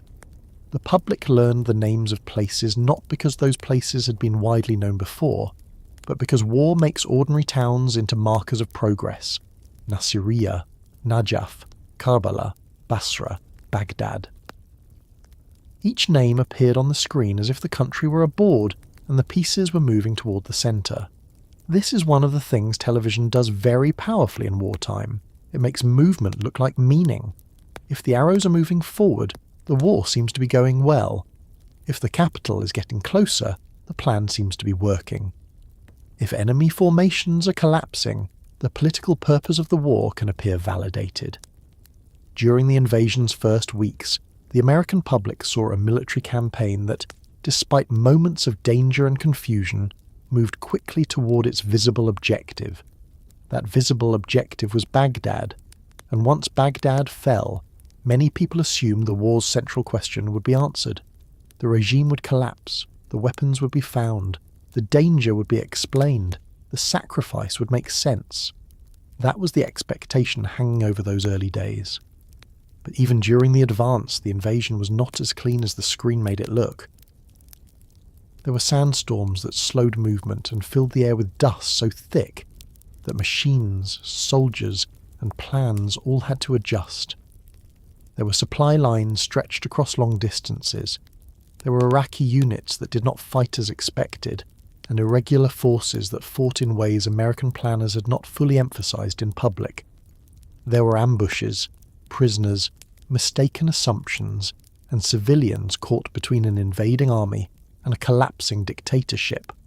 The Battle of Nasiriyah, where US Marines encountered fierce resistance and where several American soldiers were killed or captured, broke through the early impression that the campaign would be almost effortless. The rescue of Jessica Lynch became one of the most publicized episodes of the invasion, wrapped quickly in media attention, and later complicated by questions about how the story had been told. Even in victory, the gap between reality and presentation was already visible. Still, the broad direction did not change. Coalition forces kept moving. Iraqi resistance was uneven. Some units fought, some melted away. Some officers disappeared. Some soldiers abandoned uniforms and went home. That image, Iraqi soldiers taking off uniforms and blending into the civilian population, would matter more later than many people understood at the time. In the moment, it looked like collapse. It looked like proof that the regime lacked real support. It looked like another sign that the war had been won quickly. But men who disappear do not necessarily stop being dangerous. Weapons that vanish from army depots do not vanish from the country. Security forces that dissolve do not dissolve the grievances, loyalties, fears, and ambitions that held them together. The fall of a visible army can hide the birth of a harder kind of conflict. Baghdad became the focus as American units approached the capital in early April. There were expectations that Saddam's Republican Guard might defend the city in a more organised and bloody battle. Instead, the regime's visible structure began to crack with startling speed. American armoured units launched what became known as thunder runs into Baghdad. Fast and aggressive movements meant to test defences and demonstrate that the capital could be entered. These operations were dangerous, but they also had a psychological effect. They showed that the regime could not keep American armour out of its most important city. Once that became clear, the image of Saddam's control began to fail. Dictatorships depend heavily on the impression that the ruler is everywhere, that the state sees everything, that resistance is futile. When foreign tanks appear in the capital and regime symbols begin to fall, the fear that held people in place can shift very quickly. On April 9th, 2003, the toppling of Saddam Hussein's statue in Firdos Square became the defining image of the invasion. It was broadcast around the world. A crowd gathered. Marines helped pull the statue down. For viewers watching at home, the scene seemed to offer exactly the kind of visual closure that television loves. A dictator's statue falling is simple. It says, without needing much explanation, that power has changed. It resembles the old images of regimes collapsing in Europe, monuments coming down, crowds filling public squares, faces turning toward a new future. For supporters of the war, it looked like vindication. The people were free. The regime had fallen. The skeptics had been too pessimistic. The United States had done what it said it would do. But the image was more complicated than it appeared. The crowd in the square was not the whole country. The toppling was partly spontaneous and partly shaped by the presence and equipment of the US military. The camera frame made the moment look larger and more unified than it was. That does not mean the joy was fake. Joy was. Many Iraqis really did despise Saddam Hussein. Many had suffered under his regime in ways most Americans watching television could not fully imagine. Prison, torture, executions, disappearances, wars, sanctions, fear inside families, fear at work, fear even in private conversation. For those Iraqis, the fall of Saddam was not a small thing. It was enormous. But the fall of a dictator is not the same as the creation of a functioning state. A statue can be pulled down in minutes. A political order cannot be built that way. This distinction was not fully understood by many Americans in April 2003 because the first visible goal had been achieved so fast. Baghdad had fallen. Saddam had vanished. The regime's official structures had collapsed. Television had its pictures. Officials could say the military campaign had succeeded, and in one sense they were right. The United States military had defeated Saddam Hussein's conventional forces with remarkable speed. That part of the war really did show American power at its most capable. The problem was that the administration had not only promised to defeat an army, it had implied that defeating the army would solve the problem. The invasion looked certain because the military task and the political task were blurred together in public imagination. The first was achievable, The second had barely begun. This is where we have to slow down and look at the silence after the regime fell. In a normal war story, the capital falls, the ruler disappears, and victory begins. In Iraq, something else began appearing almost immediately. Looting spread through Baghdad and other cities. Government buildings were stripped. Ministries burned. Museums, offices, military facilities, and public institutions were left vulnerable. Ordinary Iraqis watched the old state collapse, and the new authority failed to protect basic order. American troops had been trained and equipped to fight through to Baghdad, not to police a broken city of millions immediately after the regime vanished. Some commanders understood the danger. Some soldiers did what they could. But the overall impression was damaging from the start. The most powerful military in the world could reach Baghdad, but it could not immediately secure Baghdad. For Iraqis, this mattered in practical terms before it mattered politically. Security is not an abstract issue when your neighbourhood is being looted, when hospitals are strained, when electricity fails, when police disappear, when armed men move through streets, when the authority that frightened everyone yesterday is gone, and the authority that replaced it does not know your language, your local leaders, your fears, or your grudges. Freedom from dictatorship did not automatically feel like safety. In some places it felt like exposure. That early disorder helped shape Iraqi perceptions of the occupation. It also began to reveal how little the American public had been prepared for the aftermath. The invasion had been explained as a war against a regime and a search for weapons. The everyday requirements of governing Iraq had not been made central in the public argument. Back in the United States, though, April 2003 still looked to many people like success. Approval for the war was strong. Political leaders spoke of liberation. News coverage emphasized the collapse of the regime, the discovery of palaces, the stories of Iraqis who welcomed the end of Saddam, and the hope that a better Iraq might emerge. There was criticism, but in the immediate aftermath of Baghdad's fall, criticism had to compete with images that seemed to show victory. That is another important feature of war and public trust. Early success can protect the original case from scrutiny for a while. When the campaign seems to be working, people are less likely to ask hard questions about whether the campaign should have happened. They assume that results will settle the argument. And in those weeks, the administration had every reason to present the invasion as confirmation of its judgment. The military had performed brilliantly. The regime was gone. Saddam was in hiding. Iraqis were no longer living under the same visible machinery of dictatorship. The war's supporters could say that a dangerous tyrant had been removed and that the Middle East had been changed. But underneath that confidence, one question was still waiting. Where were the weapons? At first, the absence could be explained away. The country was chaotic. Search teams needed time. Saddam had years to hide things. Facilities had to be secured. Scientists had to be questioned. Documents had to be analysed. The expectation remained that evidence would be found. Many officials and supporters believed it sincerely. They had trusted the intelligence. They had trusted the case. They expected the ground to confirm what the speeches had already said. The invasion speed may have actually made that expectation stronger. If the regime had collapsed quickly, then perhaps its secrets would be exposed quickly too. Palaces could be searched. Military bases could be entered. Laboratories could be inspected without Saddam's officials blocking the door. The United States now controlled the territory in a way inspectors had not.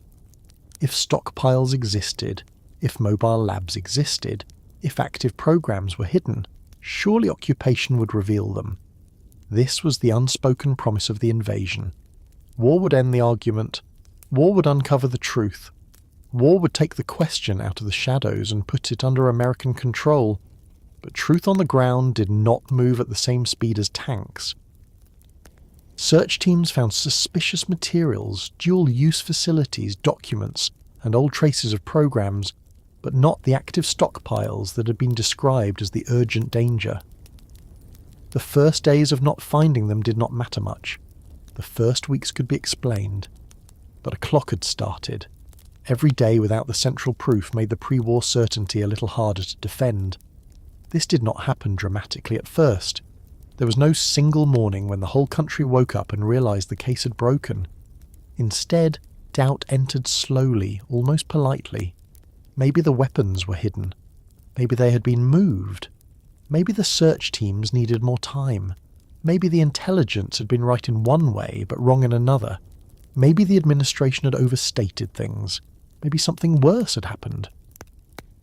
In May 2003, President Bush landed aboard the USS Abraham Lincoln, where a banner reading "Mission Accomplished" hung behind him, during a speech declaring that major combat operations in Iraq had ended. The image became one of the most remembered moments of the war, though not in the way the administration intended. At the time, it fit the mood of apparent success. The conventional war had been short. American casualties, compared with later years, still seemed limited. Saddam's government was gone. The speech did not claim that every problem was solved, but the visual message was stronger than any caveat. Aircraft carrier, flight suit, banner, sunset, applause. It looked like arrival at the end of something. This is where the Iraq War began its second life, the life that would undo the meaning of the first. Because the phrase "major combat operations" had a narrow military meaning, but the public memory did not preserve it narrowly. It remembered the banner. It remembered the confidence. It remembered the implied closure. As the insurgency grew, as American deaths continued, as Iraq became more unstable, "Mission Accomplished" turned into a symbol of premature certainty. It came to represent not only an image problem, but a deeper misreading. The administration had understood how to remove Saddam. It had not adequately prepared the public for what removing him would unleash. There is something very important here about the breaking of trust. People can forgive hardship if they believe they were warned honestly. They can endure sacrifice if the purpose remains clear. They can accept uncertainty if leaders admit uncertainty from the beginning. What damages trust is the feeling that the public was given the easy version first, the version where the invasion would demonstrate strength, uncover weapons, remove a dictator, and open the way to a better order. The harder version was always there, but it had not been placed at the centre of the national conversation. The harder version said that Iraq was a country of deep internal wounds, ethnic and sectarian tensions, broken institutions, exiled political factions with their own agendas, neighbours waiting to influence events, armed men who would not simply accept defeat, and a population that might welcome Saddam's removal while still resenting foreign occupation. That version did not fit easily on a banner.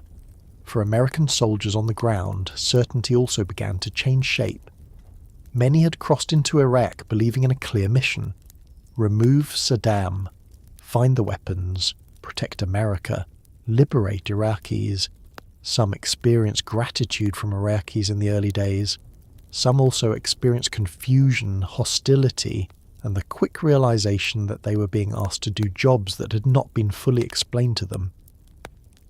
A soldier trained for combat might suddenly be expected to manage traffic, guard a hospital, calm a crowd, interpret local politics, decide whether an approaching car was a threat, and distinguish between civilians, former regime loyalists, criminals, desperate men, and future insurgents. The certainty of the invasion gave way to the uncertainty of occupation at street level. For Iraqis, the same transition was even more immediate. Saddam was gone, but daily life did not become simple. Some people celebrated, some waited, some feared revenge, some feared chaos, some saw opportunity, some saw humiliation.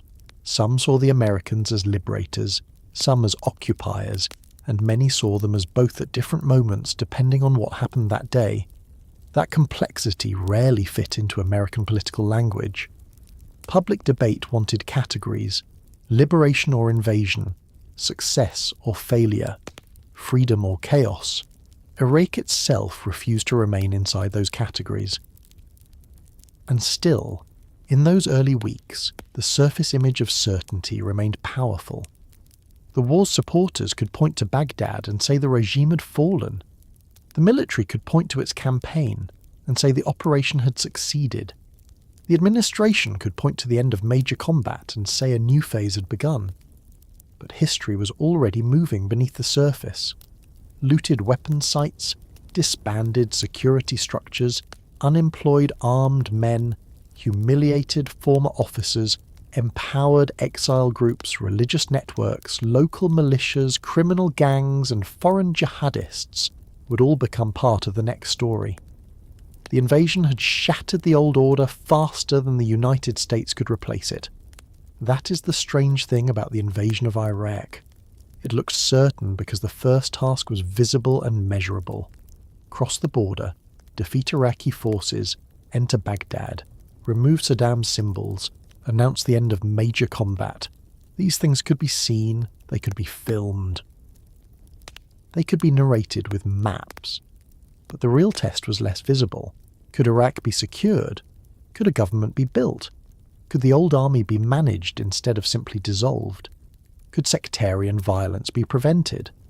Could the United States find the weapons it had promised were there? Could the original reason for war survive contact with the country it had invaded? These questions were harder to film, harder to answer, and much harder to control.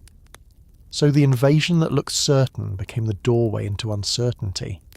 It gave Americans the images of victory before it gave them the evidence that would justify the war. It removed Saddam before it revealed what would replace him. It showed the strength of the American military before it exposed the limits of American planning. It made the government look decisive for a brief moment, and that brief moment mattered because it delayed the reckoning. People could believe for a little while longer that the case would be proven, that the weapons would be found, that the hard part was over, and that the trust placed in official certainty had been rewarded. But the ground was beginning to answer in its own slow way. Search teams moved through facilities and storage sites. Inspectors and soldiers looked through bunkers, laboratories, warehouses, bases, and documents. Officials adjusted their language. The public waited for confirmation. And as the weeks stretched forward, the absence of weapons began to change from a temporary inconvenience into the central problem of the war's legitimacy, because the invasion had accomplished what bombs and tanks could accomplish. But now it had to prove the claim that had made those bombs and tanks seem necessary in the first place. The first searches were almost hopeful. That is one of the strange details that can be easy to forget now, after so many years of argument and reports and hindsight. In the first weeks after Baghdad fell, many of the people sent to look for Iraq's weapons of mass destruction did not arrive expecting to prove that the pre-war case had been wrong. They arrived expecting to find something. Maybe not everything the speeches had suggested.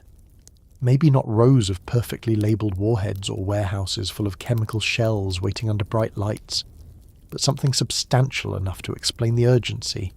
Something that would make the speeches feel solid. Something that would let officials say, "There, this is why we came."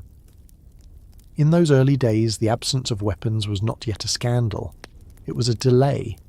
This is important because the collapse of the weapons case did not happen as one dramatic scene. There was no single warehouse door that opened onto emptiness while the whole world watched. There was no one morning when every newspaper printed the same sentence, and every citizen changed their mind before breakfast.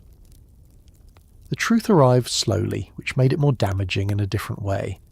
It came through search teams moving from site to site. It came through officials changing their language one careful phrase at a time.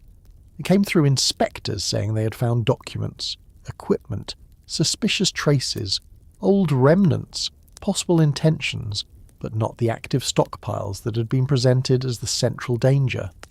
It came through the awkward silence that forms when a government has spoken with certainty and the ground refuses to confirm it. Imagine being one of the people assigned to the search. You're in a country where the old state has collapsed, where ministries are burned, where records may be scattered or stolen, where soldiers who once guarded facilities have gone home, where civilians are trying to survive power outages, looting, uncertainty, and fear. You're looking for weapons that officials said were hidden by a regime skilled at deception. Every empty bunker does not immediately mean the weapons are not there. It might mean you are in the wrong bunker. Every missing file might mean the truth has been destroyed. Every scientist who denies knowledge might be lying, afraid, or genuinely telling the truth. The search was not simple. Iraq was large, chaotic, and dangerous. That complexity gave the original claim room to survive for a while. At first, the public was asked to be patient. This made sense to many people. If Saddam Hussein had hidden weapons for years, why would anyone expect them to be found in days? If his regime had built layers of deception, why would the first search teams immediately uncover the deepest secrets? Officials and supporters of the war could still speak plausibly about caves, bunkers, mobile facilities, buried materials, and documents that would take time to translate. The idea that the weapons were hidden somewhere just out of reach remained believable to many Americans because it fit the pre-war image of Saddam as a deceiver. The same argument that had justified invasion now protected itself after invasion. If nothing was found, that proved how well he had hidden it. But time changes the weight of explanations. A missing thing can be explained for an hour. It can be explained for a day. It can sometimes be explained for a month. But when the missing thing was the central reason for war, every additional week makes the explanation heavier to carry. The United States had not invaded Iraq because Saddam Hussein was generally unpleasant, or because his regime had banned weapons. The public case had rested on the idea that Iraq possessed dangerous weapons or active programs that created an urgent threat. So the searches had a burden that ordinary military searches do not carry. They were not only trying to find weapons, they were trying to rescue trust. The Iraq Survey Group eventually became the main American-led effort to find the weapons and explain what Iraq had actually possessed before the invasion. It was a large, dangerous, complicated mission involving military, intelligence, and technical personnel in a country that was becoming less secure by the month. Its members visited suspect sites, interviewed Iraqi officials and scientists, studied documents, and tried to reconstruct the history of Saddam Hussein's weapons programs. A later Senate hearing described the group as having about 1,750 employees and visiting 1,200 suspect WMD sites, while still not finding the WMD stockpiles that had been expected at the start of the war. That number matters because it shows the scale of the search. This was not one missed room. This was not a careless glance around a few facilities. It was a sustained effort, and the central stockpiles were not there. In October 2003, David Kay, the first head of the Iraq Survey Group, delivered an interim report. He did not simply say there was nothing of interest. The situation was more complicated than that. The search uncovered evidence of WMD-related program activities, old networks of knowledge, attempts to preserve technical capability, and behaviour by Saddam's regime that helped explain why outsiders remained suspicious. But it did not produce the active chemical, biological, or nuclear weapon stockpiles that had been described before the war. That difference is everything. A regime that once had weapons wanted sanctions lifted, preserved knowledge, and might someday have tried to rebuild programs as a serious policy problem. It is not the same as a regime with ready stockpiles requiring immediate invasion. Here is where language began to matter again, just as it had before the war. Before the invasion, the public heard words like stockpiles, weapons, threat, danger, and active programs. After the invasion, the language began to shift toward capabilities, intent, laboratories, dual-use equipment, and program-related activity. These are not meaningless terms. They can matter in security policy. A capability can become a weapon. Intent can shape future danger. Dual-use equipment can serve civilian or military purposes depending on how it is used. But to the public ear, the shift sounded like retreat. People had been told to imagine dangerous weapons that could be used or transferred.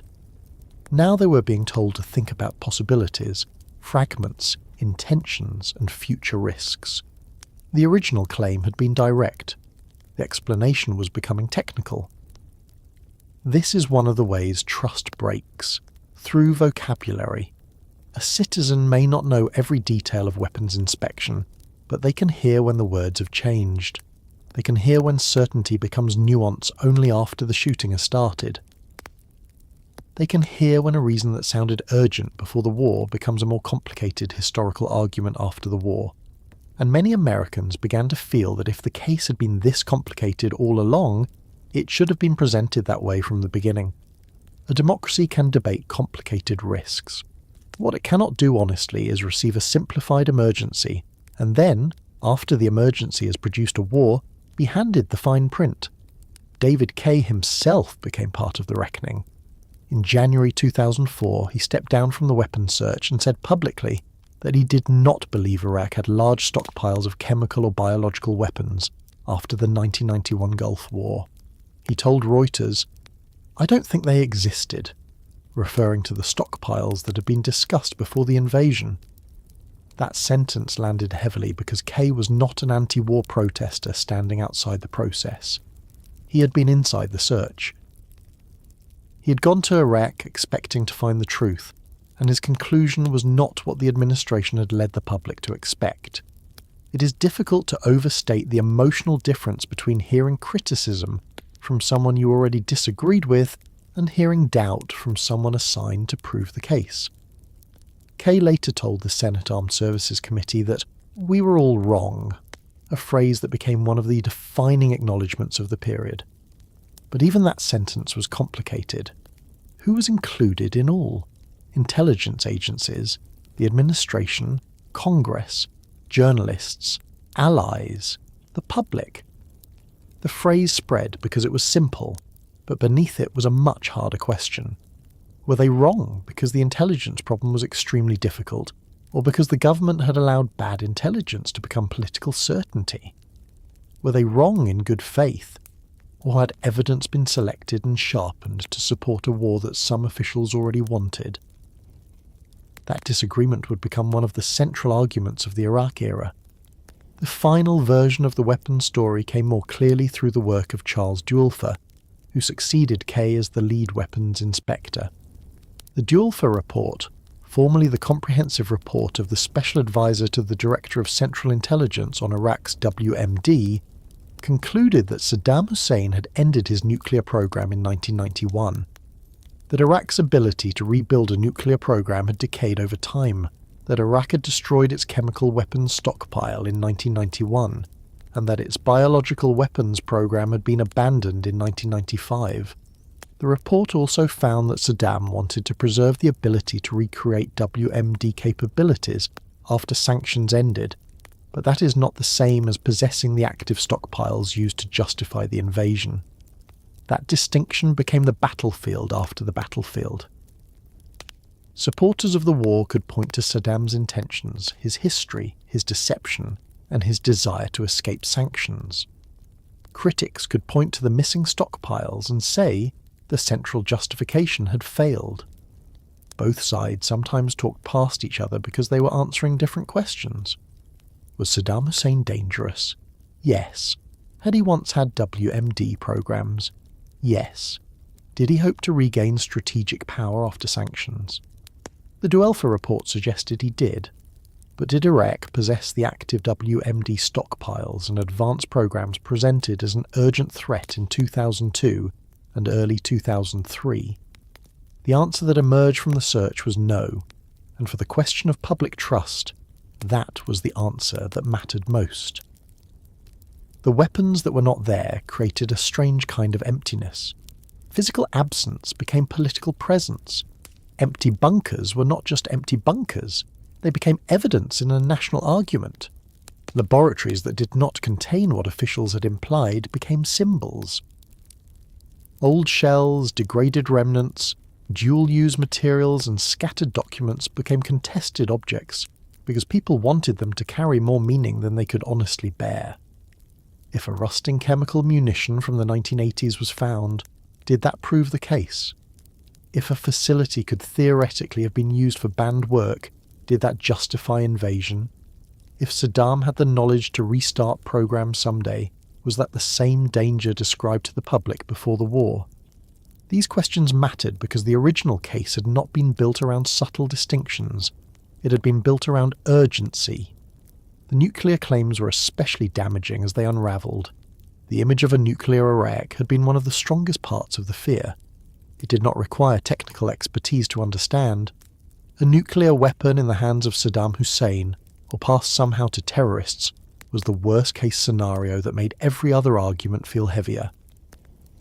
But after the invasion, the evidence did not support the idea that Iraq had an active nuclear weapons program. The Dualfer findings stated that the nuclear program had ended in 1991, and that Iraq's ability to restart it had progressively decayed after that. For many Americans, this made earlier warnings sound not merely mistaken, but inflated. The government had asked the public to fear a future mushroom cloud, while the actual program had been far weaker than advertised. The biological weapons claims also collapsed under the weight of their sources. The story of mobile biological weapons laboratories, so vivid in pre-war presentations, depended heavily on unreliable information. The Presidential Commission on WMD Intelligence later said the intelligence community had been dead wrong in almost all of its pre-war judgments about Iraq's weapons of mass destruction, and called it a major intelligence failure. That sentence matters because it did not come from a columnist, a protest group, or a foreign critic. It came from an official American investigation. When a government investigation says the intelligence community was dead wrong on the main issue used to justify a war, the damage is not temporary. It becomes part of how citizens remember the state itself, and yet even official reports could not fully settle the moral question. They could describe intelligence failures, flawed analysis, poor source validation, and assumptions mistaken for evidence. They could explain how agencies overestimated Iraq's programs, how analysts leaned too heavily on old patterns, how dissent was insufficiently highlighted, how policymakers received a sharper case than the underlying intelligence justified. But reports cannot restore the lives already changed by the war. They cannot make the public feel as if the decision had been honest enough. They cannot return the country to the moment before the vote, before the invasion, before the words weapons of mass destruction became permanently linked with mistrust. There is something very human in the way people responded when the weapons did not appear. Some people changed their minds, some became angry, some defended the war by shifting to other justifications. Saddam was gone. Iraqis had a chance at freedom. A brutal dictator had been removed. The Middle East might still change. These arguments were not meaningless. The fall of Saddam mattered deeply, especially to those who had suffered under him. But for many Americans, these later arguments felt like moving the goalposts. If liberation had been the real reason, why had WMD been emphasized so heavily? If democracy promotion had been the heart of the policy, why had the public been told so much about weapons? If Saddam's brutality alone justified war, why had the administration needed the language of imminent danger? This is where trust began to sour into something more lasting. People can tolerate a policy failure if they believe the original explanation was honest. They can tolerate bad luck if they believe the risks were presented clearly. But when the central evidence fails and the explanation changes afterward, people start to feel handled. They start to believe that public consent was managed rather than earned. That feeling is hard to remove once it enters a democracy. It does not stay neatly attached to one administration or one war. It spreads. It teaches citizens to ask, what else are they not telling us? It teaches them to look for the hidden motive behind every official claim. Sometimes, that suspicion protects the public from future deception. Sometimes it curdles into reflexive disbelief, where even true warnings are dismissed because trust has been spent. The missing weapons also damaged institutions beyond the White House. The intelligence community was damaged because its most consequential judgment had failed. Congress was damaged because so many members had voted on the authorization and later claimed they had been misled. raising the question of how carefully they had examined the evidence before giving a president permission to use force. The press was damaged because major outlets had carried alarming claims too easily, often giving official sources the benefit of the doubt in a moment when doubt was exactly what the public needed from journalism. The United Nations was damaged in a different way, because the invasion went forward despite the inspection process and deep disagreement among allies, and then the absence of weapons made the bypassing of that process look even more consequential. Trust did not break in one place. It cracked along the whole chain. For soldiers and military families, the missing weapons carried a more personal weight. A civilian might argue about intelligence from the safety of a kitchen table or a television studio. A soldier had gone to Iraq. A family had watched someone leave. People had died looking for, fighting around, or occupying a country because of a war that had been explained through a threat that did not exist in the way it was described. This does not mean soldier service lacked meaning. Many served with courage, protected one another, helped civilians when they could, and carried out missions under impossible conditions. But the question of why they were sent remained painful. When a country sends people to war, the reason must be strong enough to meet the weight of that act. The missing weapons made many Americans feel that the reason had not met the weight. Inside Iraq, the absence of weapons did not mean the absence of disaster. That is another hard truth. Some Americans expected that if the WMD case collapsed, the war would become merely a debate about a mistake. But Iraq itself was not a debate. It was a country entering years of occupation, insurgency, sectarian violence, political struggle and social trauma. For Iraqis, the question of whether the weapons existed was connected to but not identical with the reality of what happened after the invasion. Their lives were shaped by the fall of Saddam, the collapse of order, the rise of militias, the presence of foreign troops, the bombing of markets and mosques, the disappearance of security, and the long uncertainty of a state being rebuilt under pressure. The weapons were not there, but the consequences of looking for them were everywhere. By 2004 and 2005, the original confidence had become much harder to maintain. The WMD Commission's conclusion that the intelligence community was dead wrong gave official shape to what many citizens already suspected. The Senate Intelligence Committee's later work found that administration statements had, on numerous occasions, misrepresented the intelligence and the threat from Iraq. These findings did not convince everyone in the same way, because by then Iraq had become part of partisan identity, national pride, personal grief, and moral self-defense. But they made it impossible to return to the clean certainty of early 2003. The record had changed. The public memory had changed with it. I want you to think for a moment about the ordinary person who supported the invasion, because they believed the weapons were real. Not a pundit, not a policymaker, not someone trying to win an argument years later. Just a citizen who listened to officials, trusted the process, and concluded that war, however tragic, was necessary. What happens inside that person when the weapons are not found? Some people defend the original choice because admitting error feels unbearable. Some grow ashamed. Some redirect their anger toward politicians, journalists, intelligence agencies, or themselves. Some stop talking about it. Some become permanently skeptical of every future intervention. That private emotional aftermath is part of the history too.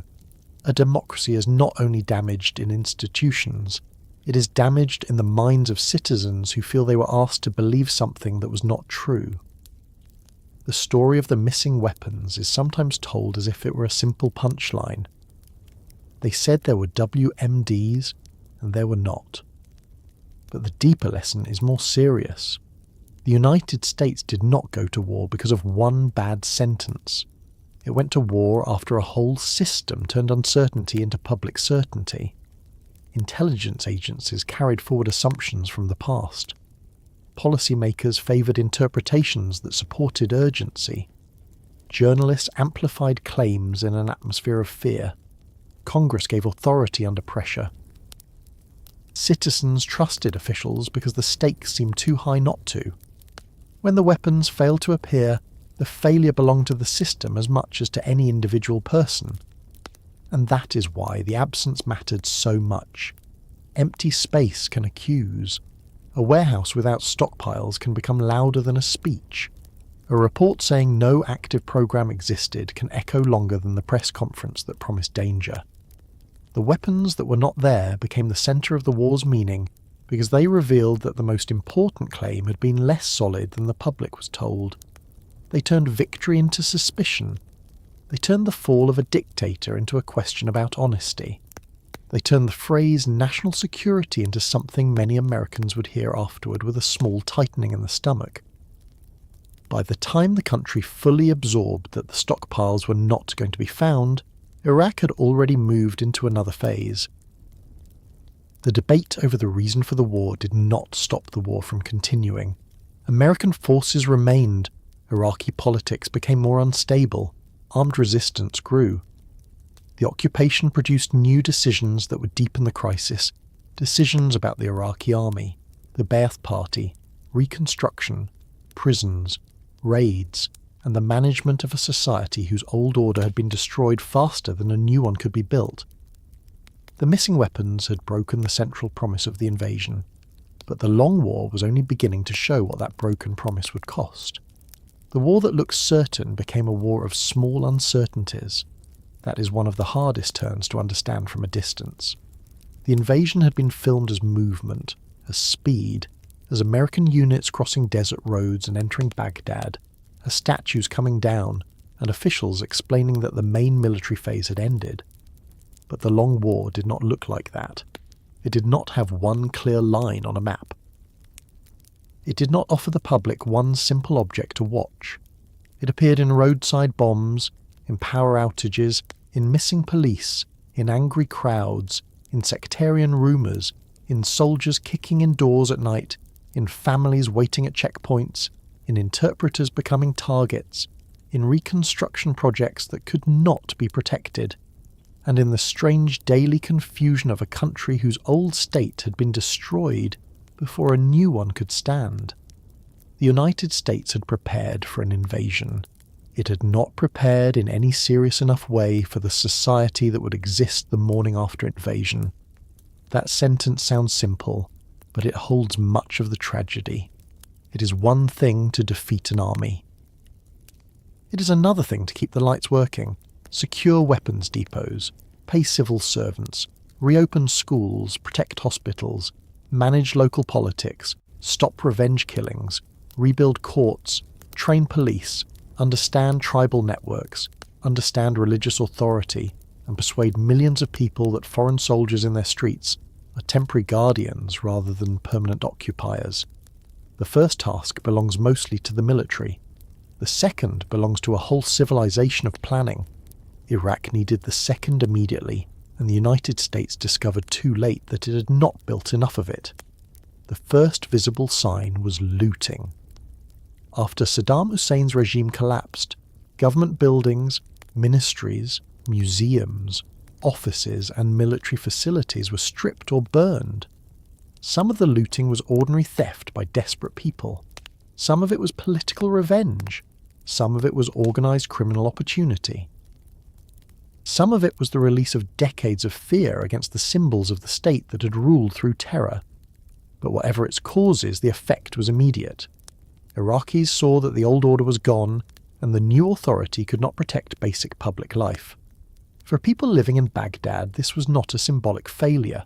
It meant hospitals without equipment, offices without files, streets without police, neighbourhoods without confidence.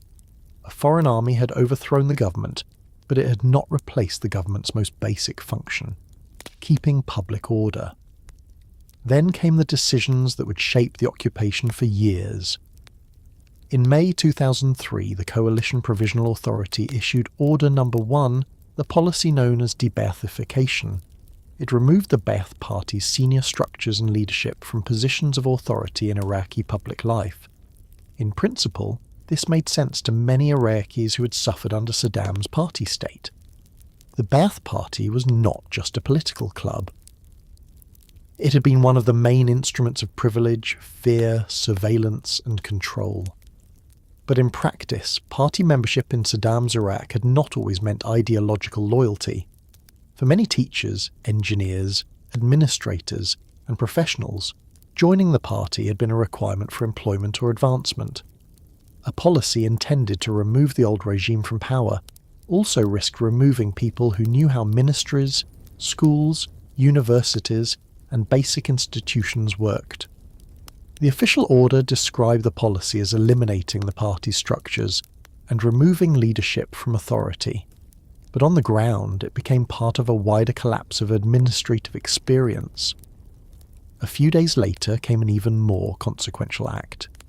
Coalition Provisional Authority Order No. 2 dissolved major institutions of the old Iraqi state, including the army and other security bodies. The order stated that employees of dissolved entities were dismissed, and military ranks and statuses granted by the former regime were cancelled. To an American official looking at the Iraqi army through the lens of Saddam's dictatorship, this could be defended as a break with repression. To many Iraqis who had served as conscripts or officers because the state required it, it meant something more direct.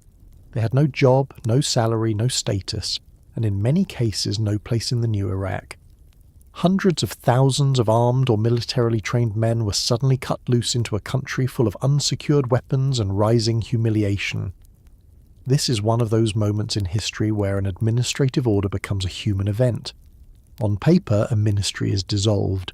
On paper, a command structure is removed. On paper, the former army is not coming back. But in a neighbourhood, that paper becomes a father who cannot feed his family. It becomes a former officer who feels dishonoured. It becomes a young man who knows where weapons are stored. It becomes a local commander who still has followers. It becomes a pool of anger that insurgent groups can draw from. Not every former soldier became an insurgent. Most did not. But a war does not require everyone to take up arms. It requires enough angry, trained, unemployed and frightened men to make order difficult.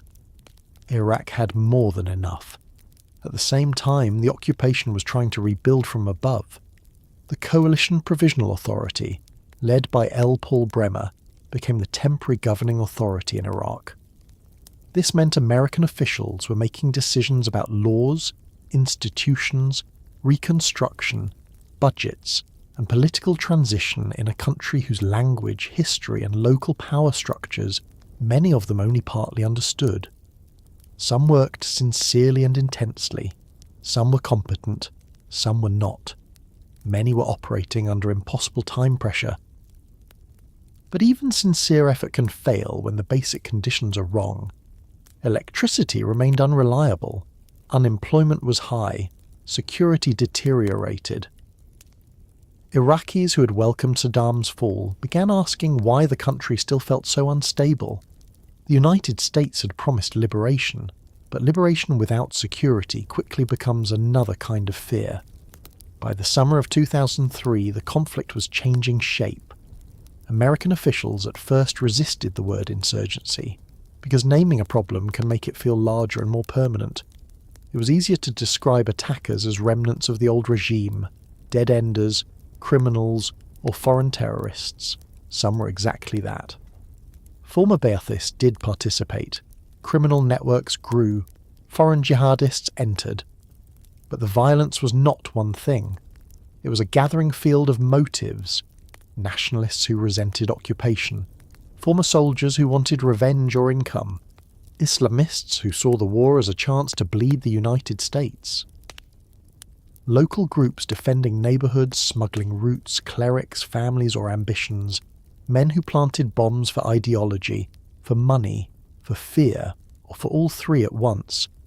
The occupation wanted a clear enemy. Iraq produced many. The attacks grew more serious.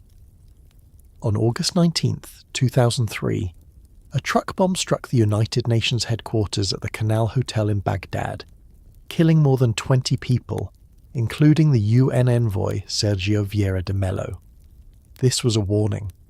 The insurgency was not only targeting American troops, it was targeting the idea that the outside world could help build a new Iraq. 10 days later, A bombing in Najaf killed Ayatollah Mohammed Bakir al-Hakim, one of the most important Shiite leaders in the country, along with many others. These attacks signaled that Iraq's violence would not remain a simple fight between Americans and Saddam loyalists. It would enter Iraqi politics, Iraqi religion, Iraqi streets, Iraqi grief. For American soldiers, the war became a lesson in not knowing where the front line was. A convoy could travel the same road 10 times and be hit on the 11th. A pile of trash could hide an explosive. A parked car could be ordinary or deadly. A man watching from a rooftop could be curious, afraid, or spotting for attackers. A child waving could be sincere, or the child might be standing near a road where someone had buried a bomb hours before. This kind of war changes the mind. It teaches suspicion as survival. Soldiers had to make decisions in seconds, and every decision could harm an innocent person or fail to stop an attacker. That pressure does not stay on the battlefield. It follows people home. For Iraqis, the pressure was even more constant. They did not deploy for 12 months and leave. They lived inside the war. They drove to markets wondering if a bomb would go off. They sent children to school through checkpoints. They learned which roads to avoid, which uniforms frightened them, which militias controlled which neighbourhoods, which names sounded dangerous at the wrong checkpoint. A family could fear insurgents at night and fear a raid by American troops before dawn. A shopkeeper could resent the occupation and still hate the men planting bombs near his street. A mother could be grateful Saddam was gone and still terrified of what had replaced him. These contradictions were normal because Iraq itself had become a country of overlapping fears. Then Abu Ghraib entered the public record. The prison had already been infamous under Saddam Hussein. Under American control, it became infamous again for a different reason. Photographs of detainee abuse, humiliation and torture by US personnel shocked Iraq, the United States, and the world when they became public in 2004. Major General Antonio Taguba's investigation found numerous instances of detainee abuse and described serious failures inside the prison system. The images mattered because they did what official denials could not undo. They showed naked prisoners, leashes, poses of humiliation, guards smiling beside suffering. They became visual evidence against America's own language. A government that had spoken of liberation now had to explain why prisoners in its custody had been abused in ways that looked designed to degrade them as human beings. Abu Ghraib did enormous damage because it confirmed what many Iraqis already feared and what many critics of the war already suspected. It suggested that the occupation was not only poorly planned, but morally contaminated. American leaders described the abuse as the work of a few individuals, and some individuals were prosecuted. But the scandal raised larger questions about command climate, interrogation policy, prison conditions, contractor roles, military intelligence, and the pressure created by a war in which the enemy was hidden and information seemed desperately valuable. Once again, trust broke not only because something bad happened, but because the official explanation seemed too small for the scale of the failure. The war also widened through places whose names became part of American memory. Fallujah became one of them. In March 2004, 4 Blackwater contractors were killed in Fallujah, and their bodies were desecrated, an event that led to major consequences for the war and intensified the struggle over the city. Fallujah was not only a battle, it became a symbol of how occupation, resistance, revenge, military necessity, civilian suffering and media spectacle could all become tangled together. For many Americans, Fallujah showed the brutality of the insurgency. For many Iraqis, the later battles showed the destructive force of American military power in urban neighbourhoods. Both perceptions fed the war. By 2005, Iraq had elections, a constitution process, and moments that looked like progress.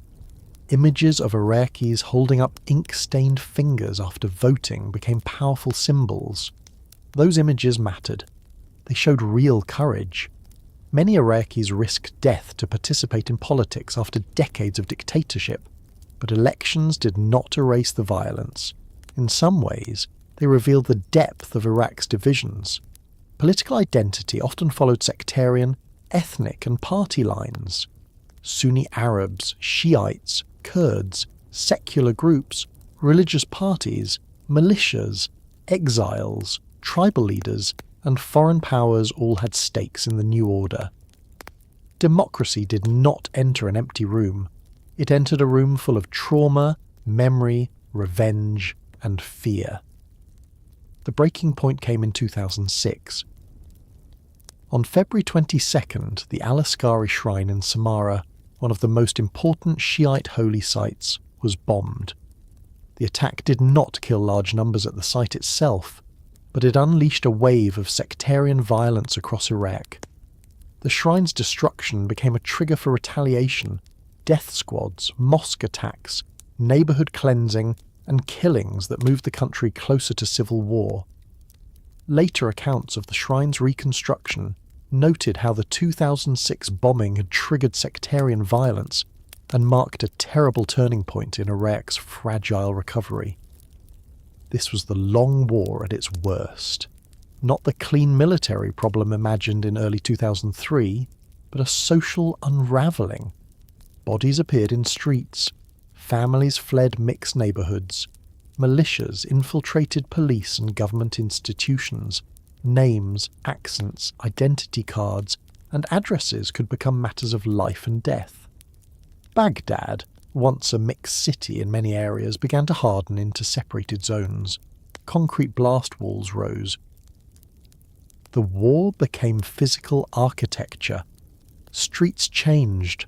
Routes changed. Trust between neighbours changed. A person did not need to understand geopolitics to know that the country had entered something terrible. They only needed to know who had disappeared from the bloc. Back in the United States, the war's language kept changing. First it had been about weapons, then liberation, then reconstruction, then fighting terrorists there so Americans would not have to fight them at home, then staying the course, then preventing civil war, then preventing defeat. Each phrase carried some piece of reality, but the shifting sequence made many Americans feel that the mission had become unmoored from its original justification. When a war's purpose changes too often, citizens begin to suspect that leaders are not explaining the mission but chasing it. The cost also became harder to ignore. The Department of Defense Casualty Status Report listed 4,419 US military deaths and 31,993 wounded in Operation Iraqi Freedom, with additional casualties in Operation New Dawn after the official transition in 2010. Iraqi losses were much larger and harder to count precisely. Iraq Body Count, which documents civilian deaths from violence using public records, lists more than 187,000 documented civilian deaths from violence after the 2003 invasion, while other studies and projects have produced different and often higher estimates, because war deaths are difficult to measure in a damaged country. Behind every number was a household with its own silence afterward, a son not returning, a father killed at a market, a daughter lost to a car bomb, a soldier wounded by an explosive device, a veteran alive but not the same, a country measuring loss in ways no official chart could contain. By late 2006, the American political system was turning sharply against the war. The confidence of 2003 had drained away. The missing weapons had broken the original claim. The occupation had exposed planning failures. Abu Ghraib had damaged moral authority. Sectarian violence had made the idea of quick transformation seem naive. The 2006 midterm elections brought major losses for Republicans and were widely understood as a judgment on the direction of the war. The bipartisan Iraq study group recommended a change in strategy, including greater regional diplomacy and a shift in the US military mission. But President Bush chose another path, the surge. In January 2007, Bush announced that more than 20,000 additional US troops would be sent to Iraq, a controversial escalation meant to improve security, especially in Baghdad. The surge was paired with changes in military strategy under General David Petraeus, including a greater emphasis on protecting the population, living among Iraqis, and working with local Sunni groups who had turned against al-Qaeda in Iraq. Violence did decline significantly after the worst period, though historians still debate how much credit belongs to the troop increase itself, how much to Sunni tribal shifts, how much to the exhaustion of sectarian cleansing, how much to militia decisions, and how much to other Iraqi dynamics. Even when a policy works partly, history rarely gives one clean reason. For Americans, the surge created another complicated feeling. It suggested that the war had been mishandled for years before the new strategy. If more troops and different tactics were needed in 2007, why had they not been used earlier? If protecting the population was essential, why had the occupation not been built around that from the beginning? If local alliances were necessary, why had the earlier approach failed to understand them? A measure of improvement did not erase the memory of the years that had made improvement so desperately needed. The long war no one prepared for had turned into a test of endurance. Not just military endurance, but civic endurance. How long could a country keep fighting a war whose original premise had collapsed? How long could leaders ask for patience when patience had already been spent? How long could citizens honour soldiers while doubting the mission that sent them? How long could Iraqis be asked to believe in a political future while bombs, militias, corruption, and occupation shaped daily life? These questions did not have one answer. Different people carried different answers depending on what they had lost, what they believed, and how close the war had come to their door. What makes this part of the Iraq War so important is that it changed the meaning of the earlier mistake. If the weapons had not been found but the occupation had quickly stabilised Iraq, the political damage might have been different. Still serious, but different. If Saddam had fallen and a secure, functioning Iraq had emerged within months, some Americans might have accepted the missing weapons as a grave intelligence failure redeemed by a better outcome. That is not what happened. The missing weapons were followed by disorder, insurgency, prison abuse, sectarian killing, and years of repeated assurances that the next phase would finally turn the corner. The public did not experience one broken promise. It experienced a series of them, and so the war settled into American life in an uneasy way. It was always present and often distant. Most Americans did not serve. Most did not pay new taxes for it. Most did not ration, mobilise, or change daily routines in the way earlier generations had during world wars. The burden fell heavily on military families, veterans, Iraqis, and the people directly connected to the conflict. This distance created another form of distrust. A republic was at war, but much of the republic experienced the war as news. Casualty reports appeared, debates flared, yellow ribbons stayed on cars, elections turned on the war. But daily life continued, and that continuation became part of the moral unease.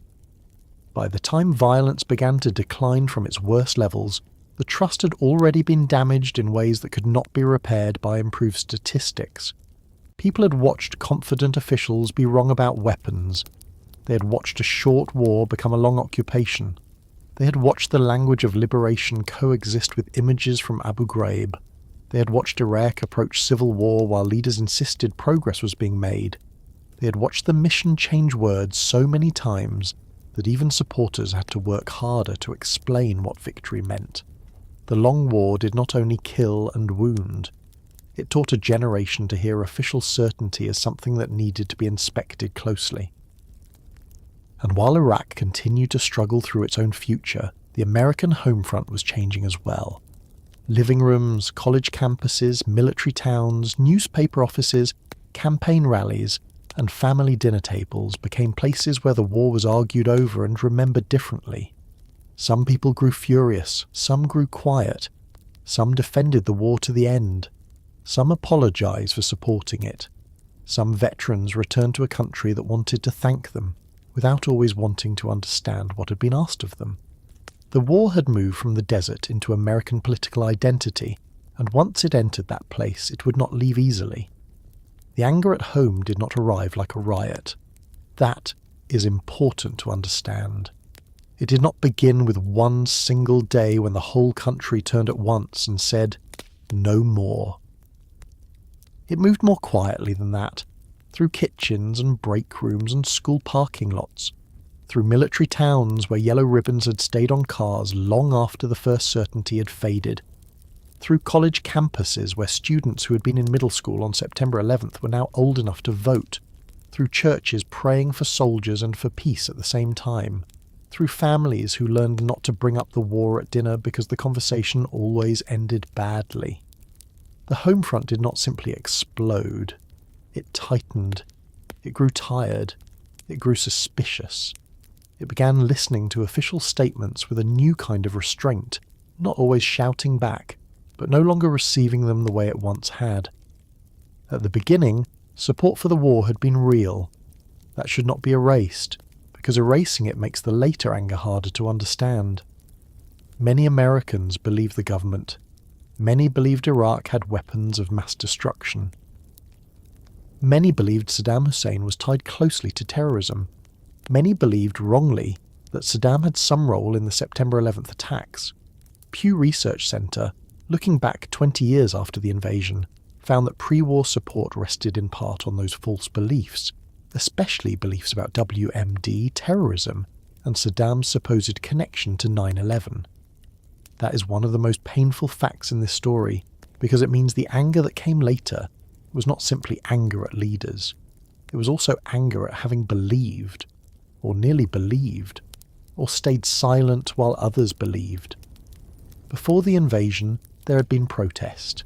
It is worth saying that clearly. The country was never unanimous.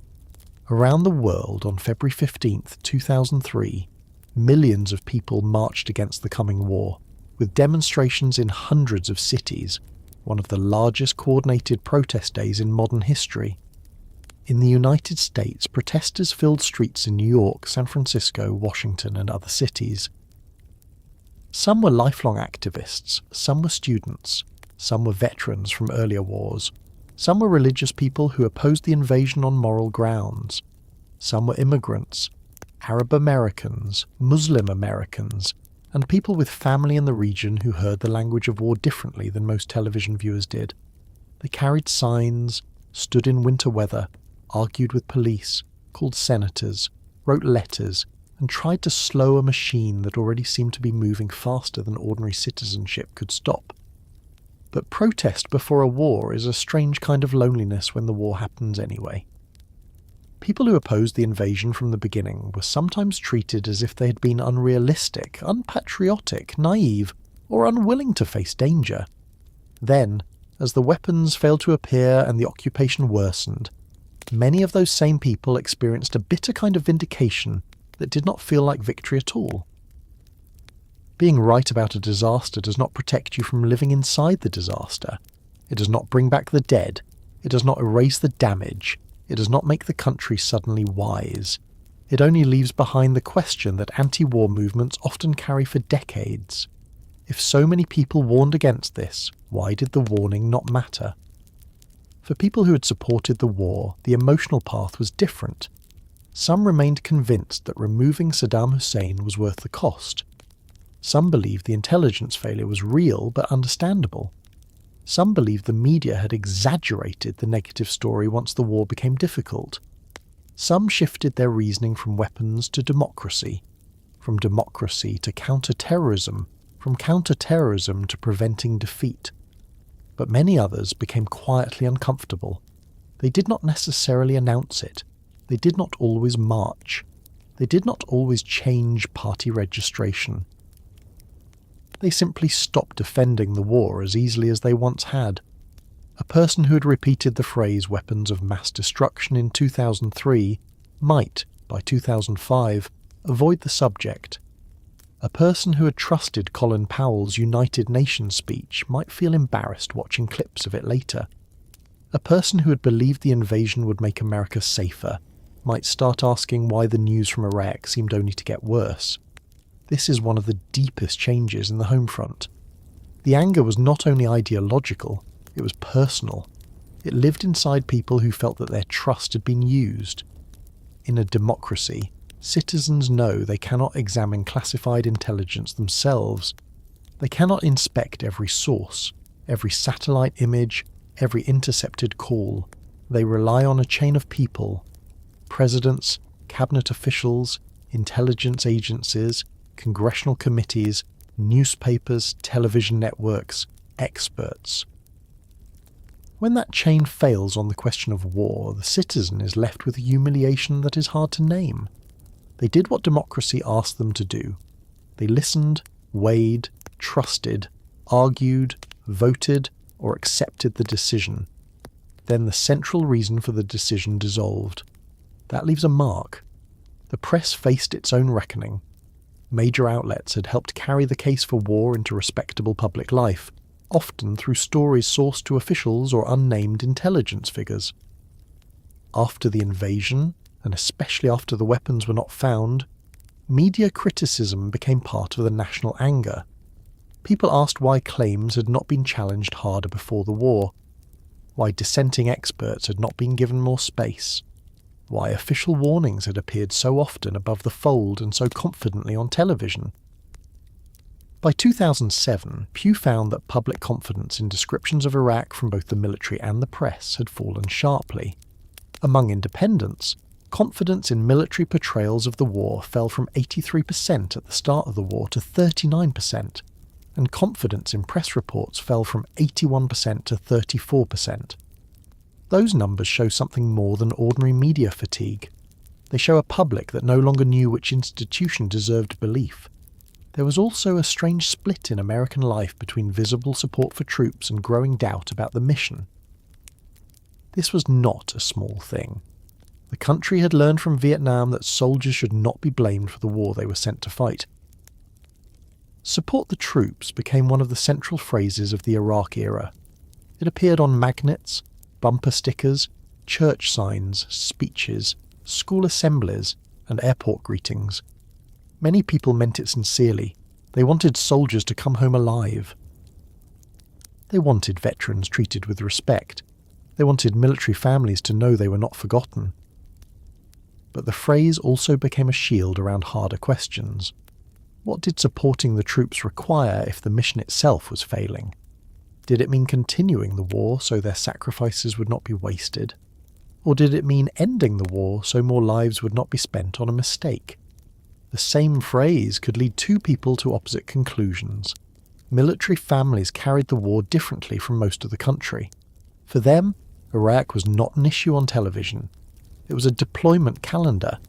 It was missed birthdays, tense phone calls, sudden silence, care packages, nightmares, folded uniforms, and the particular dread of seeing an unfamiliar car slow near the house. The all-volunteer military meant that the burden was not evenly distributed across American society. Some towns, families, and communities carried the war heavily, while others encountered it mainly as news. This unevenness created resentment in more than one direction. Some military families felt the public was inattentive. Some civilians felt guilty but disconnected.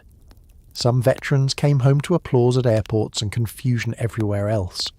The country wanted to honour them, but often did not know how to listen to them. The home front anger also grew through repetition. One bad month could be endured. One terrible bombing could be explained as part of the war. One mistaken prediction could be forgiven. But Iraq became a long sequence of statements that did not quite match what followed.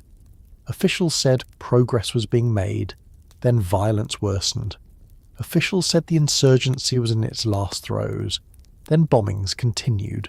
Officials said elections showed a turning point, then sectarian killing deepened. Officials said the new government would stand up as Americans stood down, then more troops were needed. This repetition made even ordinary phrases sound hollow. The problem was not that every statement was false in every detail. The problem was that the overall rhythm became familiar. Reassurance, deterioration, adjustment, reassurance again. By 2006, The war had become the central political issue in the country. Pew reported in October of that year that Iraq had become the dominant issue of the midterm elections, with more dismay about the military effort than at any point since the war began. That phrase, more dismay, is useful because it captures the mood better than simple opposition. Dismay is not just disagreement. It is a kind of exhausted disappointment. It suggests people had watched long enough to lose confidence not only in a policy, but in the judgment behind the policy. The 2006 midterms were not only about Iraq, because elections never have only one cause, but the war hung over them heavily. Voters were not simply debating tax rates or local projects. They were judging whether the people who had led the country into this war still deserved power. Around kitchen tables, the arguments became more intimate. One brother might say the country had to finish what it started. Another might say there was no honest definition of finish anymore. A parent might say criticising the war dishonoured the troops. A child home from college might say the troops had been dishonoured by being sent under false claims.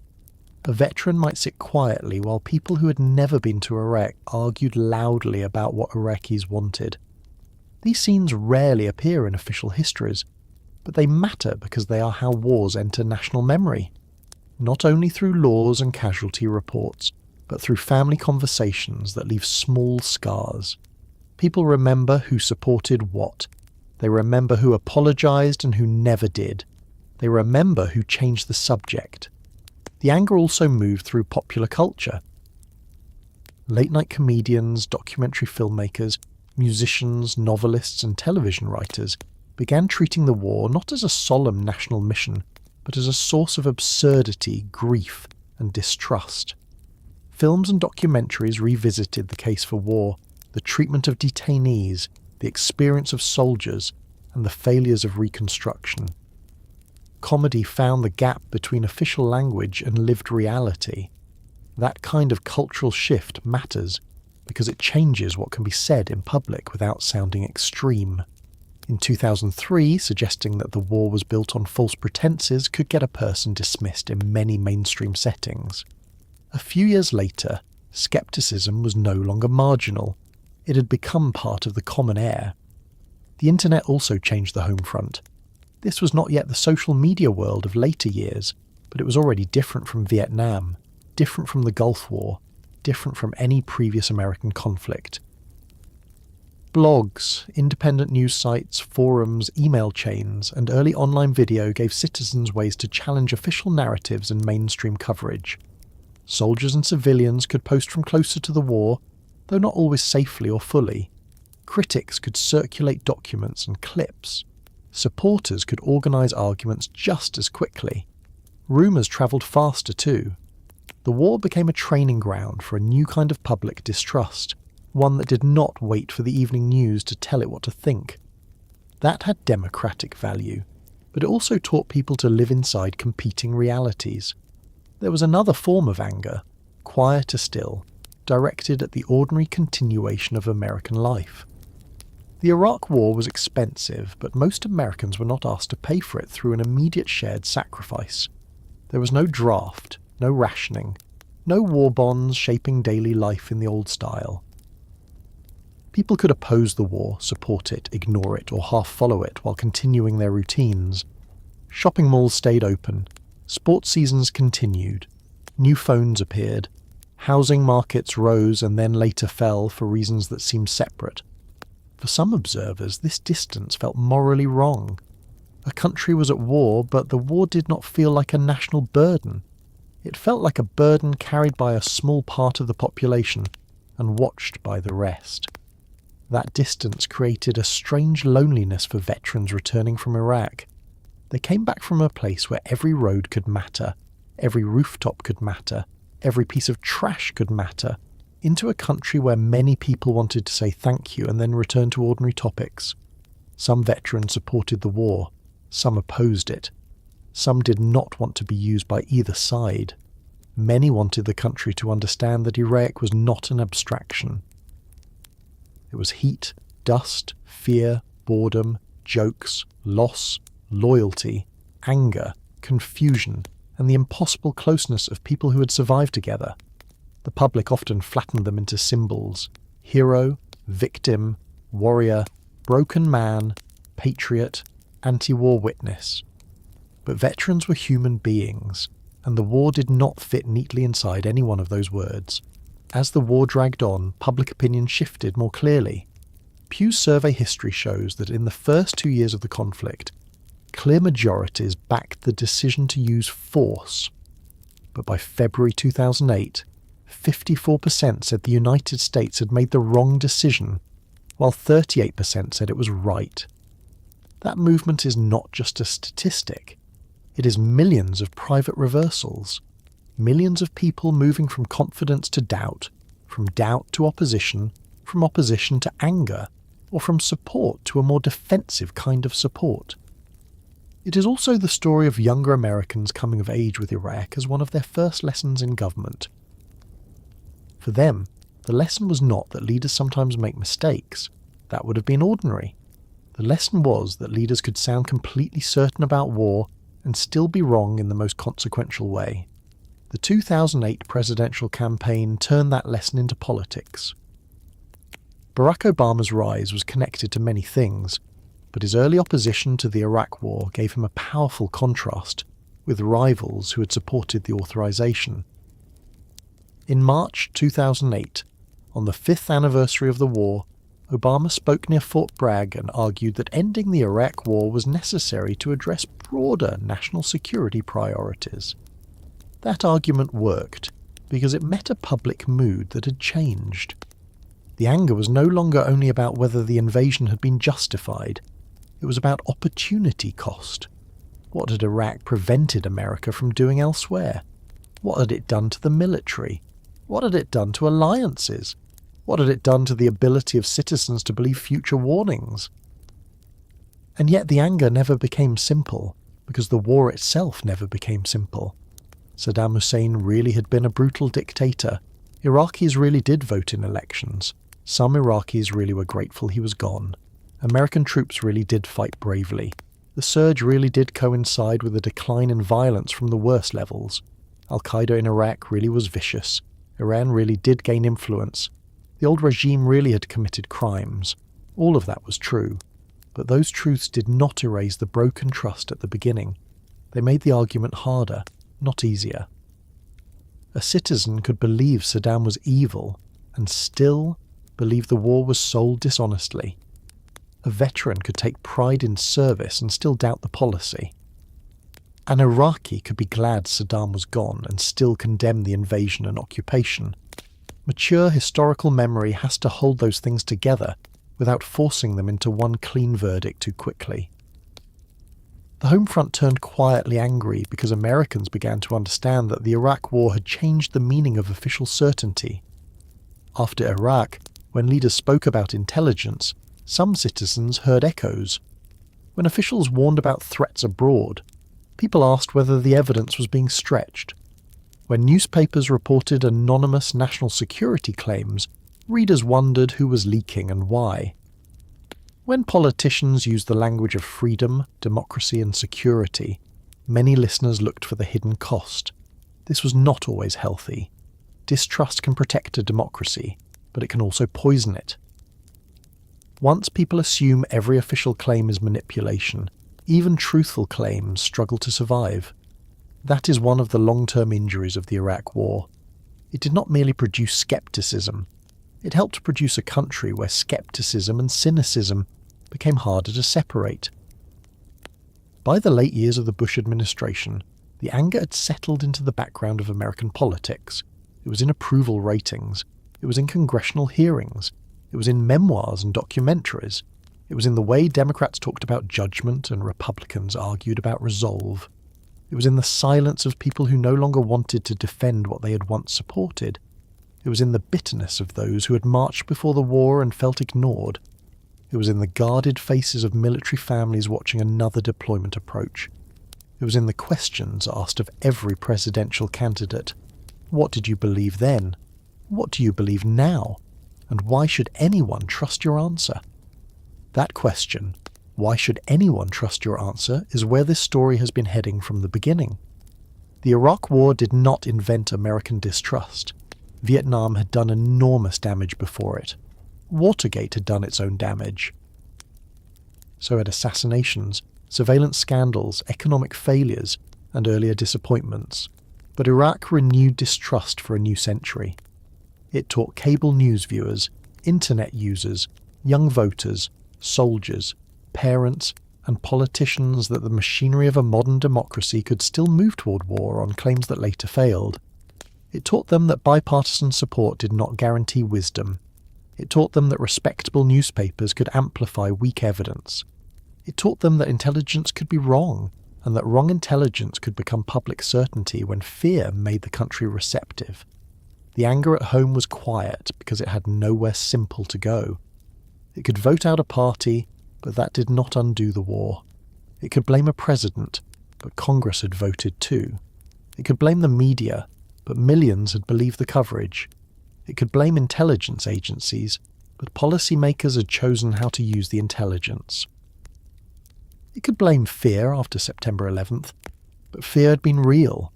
It could blame ideology, ambition, carelessness, arrogance, trauma, or all of them together. The anger was quiet because the responsibility was spread across institutions and because many citizens felt, in some private way, implicated by their own earlier trust. By the time the war became something Americans wanted to leave behind, it had already entered the country's political bloodstream. It changed how people heard presidents. It changed how they read newspapers. It changed how they thought about intervention, patriotism, expertise, intelligence, and the phrase national security. It changed the Democratic Party and the Republican Party in different ways. It shaped the rise of new candidates and the fall of old assumptions. It stayed with veterans, Iraqis, journalists, diplomats, intelligence officers, and families who had paid the most direct price. The home front had not burned down in one night. It had smouldered for years, and by the time the smoke thinned, Americans were standing in a country where the old trust had not fully returned, and where every future crisis would have to pass through the shadow Iraq had left behind. The trust did not return when the soldiers came home. That is one of the clearest and most uncomfortable truths of the Iraq War. A country can end a military operation, lower a flag, hold a ceremony, write a memoir, publish an official report, and still not restore the thing that was spent at the beginning. Trust is not like a troop deployment. It cannot simply be withdrawn, reorganized, and sent somewhere else. Once citizens believe they were led into war on claims that failed, every later statement from government has to pass through that memory. It does not matter whether the next warning is true. It does not matter whether the next official is more careful. The memory remains in the room, sitting quietly beside the listener, asking the same question again and again. Why should I believe you this time? The formal American war in Iraq seemed to end in stages, each one trying to draw a line under something that would not quite stay behind the line. In 2010, combat operations were declared over, and the mission was renamed. In December 2011, the United States lowered the flag of command in Baghdad and withdrew nearly all of its troops under the agreement negotiated with Iraq. Pew's review of public opinion noted that President Obama had promised to end the Iraq War, and that, 3 years after the 2008 election, the United States withdrew all but a handful of troops, with a ceremony in Baghdad on December 15, 2011. For many Americans watching from home, this felt like the closing of a long, exhausting argument. The war that had begun with shock and awe ended not with a clean victory parade, but with convoys leaving, speeches of thanks, and a national desire to move on. But moving on is not the same as understanding. For Iraqis, the war did not become a finished American story just because most American troops crossed out of the country. Iraq remained marked by the invasion, the occupation, the insurgency, sectarian violence, displacement, corruption, militias, foreign influence, and the unresolved struggle to build a state after dictatorship and war. For American veterans, the war did not end when the cameras moved away. It continued in bodies, marriages, memories, nightmares, injuries, disability claims, reunions, funerals, and the strange experience of living in a country that wanted to thank them without always wanting to hear what the war had actually been. For citizens, the war remained as a test case, a warning label attached to official certainty. That is why the missing weapons mattered for so long. They were not simply a failed intelligence estimate, they became a symbol of consent damaged at the source. In the months before the invasion, large numbers of Americans believed Iraq had weapons of mass destruction, or was close to obtaining them, believed Iraq was closely tied to terrorism, and even believed Saddam Hussein had some role in the September 11th attacks, even though later investigations found no factual basis for those central terrorism-linked claims. Pew described support for the war as having been built, at least in part, on a foundation of falsehoods.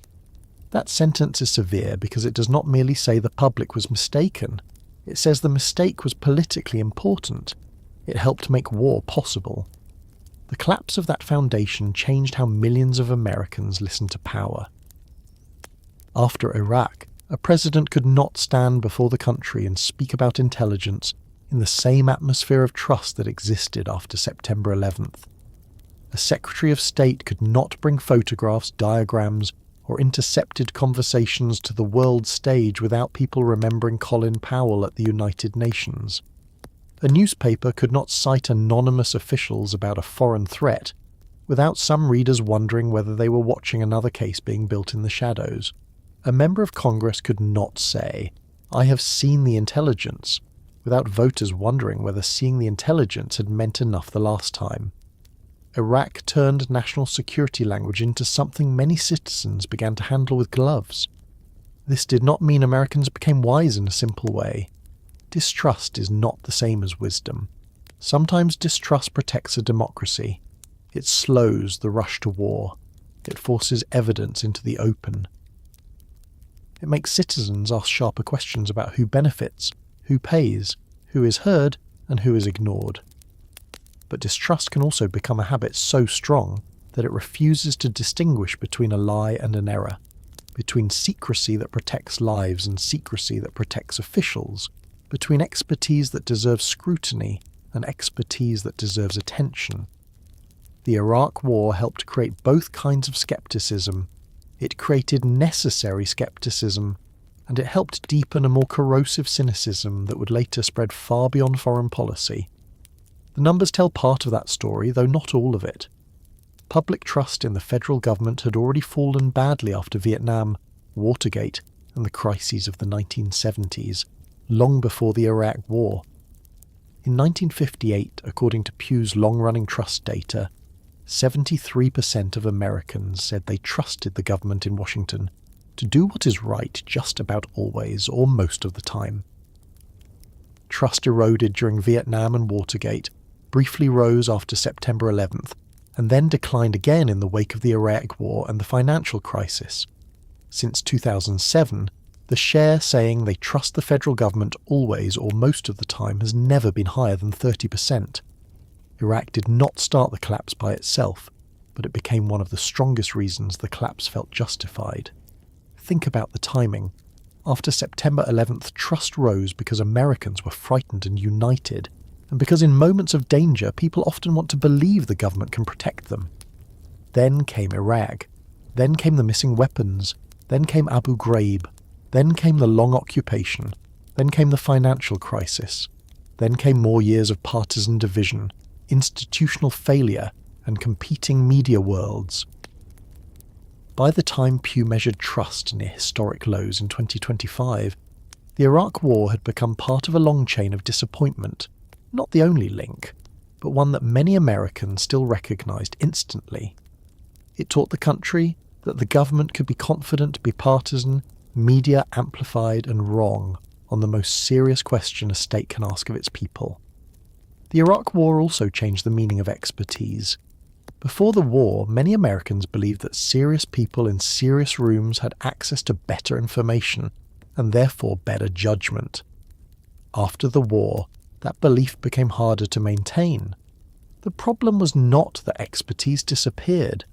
Intelligence analysts, diplomats, regional specialists, military officers, weapons inspectors, and historians all still had knowledge ordinary citizens needed.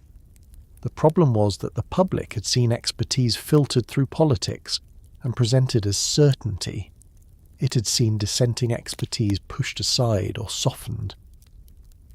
It had seen confident officials rely on sources that later collapsed. It had seen institutions speak in a tone of authority that the facts did not earn. After Iraq, the expert was no longer simply trusted because of title. The public wanted to know what evidence had been ignored, what assumptions had been made, what incentives were operating, and whether the expert was speaking as an analyst or as part of a sales campaign. This change reached both political parties, though not in the same way. Democrats who had supported the authorization faced years of pressure from their own voters. Some apologized. Some defended their votes as based on the intelligence available at the time. Some tried to distinguish between authorizing pressure and authorizing the specific invasion that followed. Republicans, especially those tied to the Bush administration's foreign policy, faced a different reckoning. Some remained committed to the argument that removing Saddam was right regardless of the missing weapons. Some emphasized the surge and the eventual reduction in violence. Some shifted attention to counter-terrorism, Iran, or the brutality of Saddam's regime. But across the spectrum, Iraq became a test of judgment. In later campaigns, the question was not only what do you believe now, it was what did you believe then, when it mattered. For a younger generation, Iraq was often the first major lesson in political disillusionment. People who were children on September 11th became teenagers and young adults during the worst years of the war. They watched leaders speak about freedom while images from Abu Ghraib circulated. They watched officials insist progress was being made while casualty numbers rose. They watched journalists revisit stories they had once reported with too much confidence. They watched older politicians explain votes that no longer sounded defensible to much of the public. For many of them, Iraq became part of the background assumption that government narratives are constructed, not simply delivered. That assumption would shape politics for years. It also changed how Americans thought about military intervention. The Iraq War did not make intervention impossible, but it made large ground wars in the Middle East politically toxic for a long time. When later crises emerged in Libya, Syria, Iran, Ukraine, Afghanistan, and elsewhere, Iraq was often present in the argument even when no one named it directly. One side would warn against another reckless intervention. The other would warn against letting Iraq produce paralysis in the face of real danger. Both arguments had force because Iraq had damaged confidence in action, without eliminating the possibility that inaction could also be disastrous. That is one of the burdens Iraq left behind. It made every future debate harder because it taught the country that both certainty and hesitation could carry terrible costs. The war's legacy also refused to stay inside the years 2003 to 2011. American forces returned to Iraq in 2014 as part of the campaign against the Islamic State, the group that emerged from the wreckage of earlier jihadist networks and the collapse of security in Iraq and Syria. In 2024, Reuters reported that the US-led coalition mission in Iraq would end by September 2025 and transition to bilateral security partnerships, while noting that the coalition had been formed in 2014 to combat Islamic State, and that about 2,500 US troops were then in Iraq. That fact alone tells you how misleading it can be to say a war simply ended. The original invasion removed Saddam Hussein, but the consequences of the war shaped the conditions under which later conflicts unfolded. The United States left, returned, reduced, transitioned, and renegotiated its presence, while Iraq remained a place where the past kept entering the present. The human costs also stretched beyond the neat boundaries of military operations. Brown University's Costs of War project estimates that direct post-9/11 war violence in Iraq, Afghanistan, Syria, Yemen, and Pakistan killed more than 940,000 people between 2001 and 2023, including more than 432,000 civilians with far higher numbers when indirect deaths from destroyed health systems, infrastructure, economies, and environments are considered. Those numbers include more than Iraq alone, but Iraq was one of the central theatres in that wider post-9/11 history. Statistics at that scale can become numbingly large, so it is worth shrinking them back down in the mind. A civilian killed by a car bomb, a soldier lost to an improvised explosive device, a child growing up beside blast walls, a veteran sitting alone in a parking lot because the grocery store feels too bright and too crowded, a mother in Baghdad who no longer trusts any uniform, a father in Ohio who no longer trusts any speech about why his son was sent overseas. Trust failed at several levels at once. Americans lost trust in the intelligence process because the WMD judgments failed. They lost trust in presidential persuasion because the administration had sold uncertainty as danger. They lost trust in Congress because lawmakers had authorized war and later seemed too eager to shift responsibility.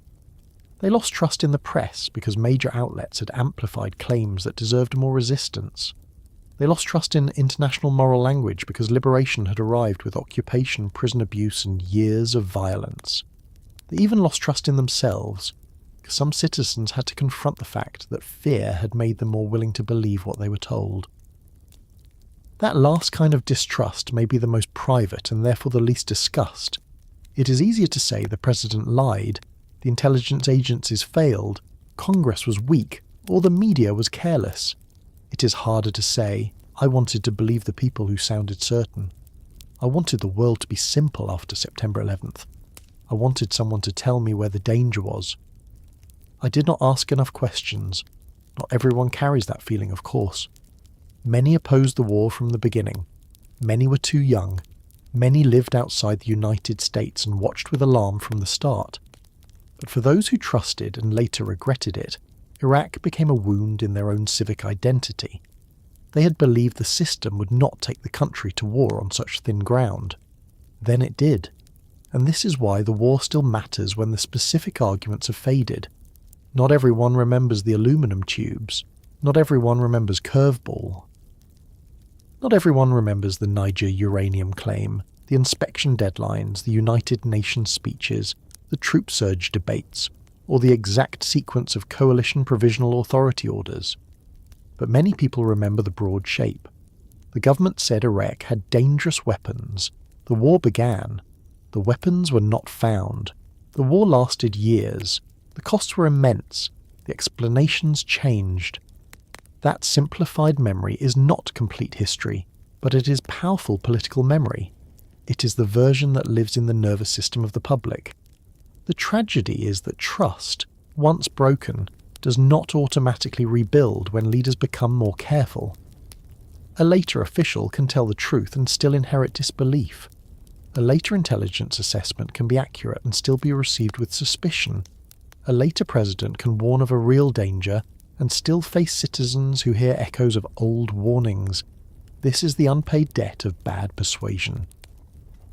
It makes the future harder for everyone, including those who are not responsible for the original failure. The Iraq War spent credibility that later governments needed, but it would be too easy to end only in bitterness. History should not flatter cynicism. The lesson of Iraq is not that every government claim is false, or every intervention is wrong, or every expert is corrupt, or every journalist is a stenographer. That is not seriousness. That is exhaustion pretending to be insight. The better lesson is harder. Democracies need trust, but trust must be earned under pressure. Citizens need experts, but experts must show their work as much as security allows. Leaders sometimes need secrecy, but secrecy must not become a shelter for exaggeration. Congress must not treat war powers as political cover. Journalists must be most skeptical when fear makes official sources sound most convincing. And citizens must remember that patriotism is not obedience. Sometimes the most patriotic sentence in a democracy is not "we believe you." Sometimes it is "show us why." The Iraq War broke America's trust in government not because it revealed that leaders can be imperfect. Everyone already knew that. It broke trust because it revealed that a modern state surrounded by expert agencies, congressional committees, prestigious newspapers, military power and solemn language could still carry a frightened public into a war whose central justification did not survive the search that followed. It showed that mistakes at the top do not remain at the top. They travel downward into families, streets, barracks, hospitals, polling places and classrooms. They shape how people vote, how they read, how they argue, how they mourn, and how they listen the next time a serious person stands behind a podium and says the danger is urgent. So when we look back at Iraq, we are not only looking at a war, we are looking at the afterlife of a broken promise. We are looking at the distance between what citizens were told and what turned out to be true. We are looking at soldiers who served with courage inside a policy many came to doubt. We are looking at Iraqis whose country became the stage on which American fear, ambition, power, and error played out. We are looking at a democracy that learned, painfully, that the machinery of consent can still function while the foundations underneath it are weak. And maybe that is why this story remains so unsettled. There was no single moment when the trust returned because there was no single repair that could match the damage. The flag could come down in Baghdad, the convoys could leave, the reports could be published, the speeches could be revised, the politicians could move on to new campaigns, new crises, new language. But somewhere in the American mind, Iraq stayed behind as a quiet warning. The next time you hear a government speak with absolute certainty about a hidden danger, the next time you hear that waiting is impossible and doubt is irresponsible, the Iraq War is the reason some part of you may pause before believing. That pause is the legacy. That pause is the wound. And in a democracy, that pause may be both the scar left by betrayal and one of the few protections citizens still have.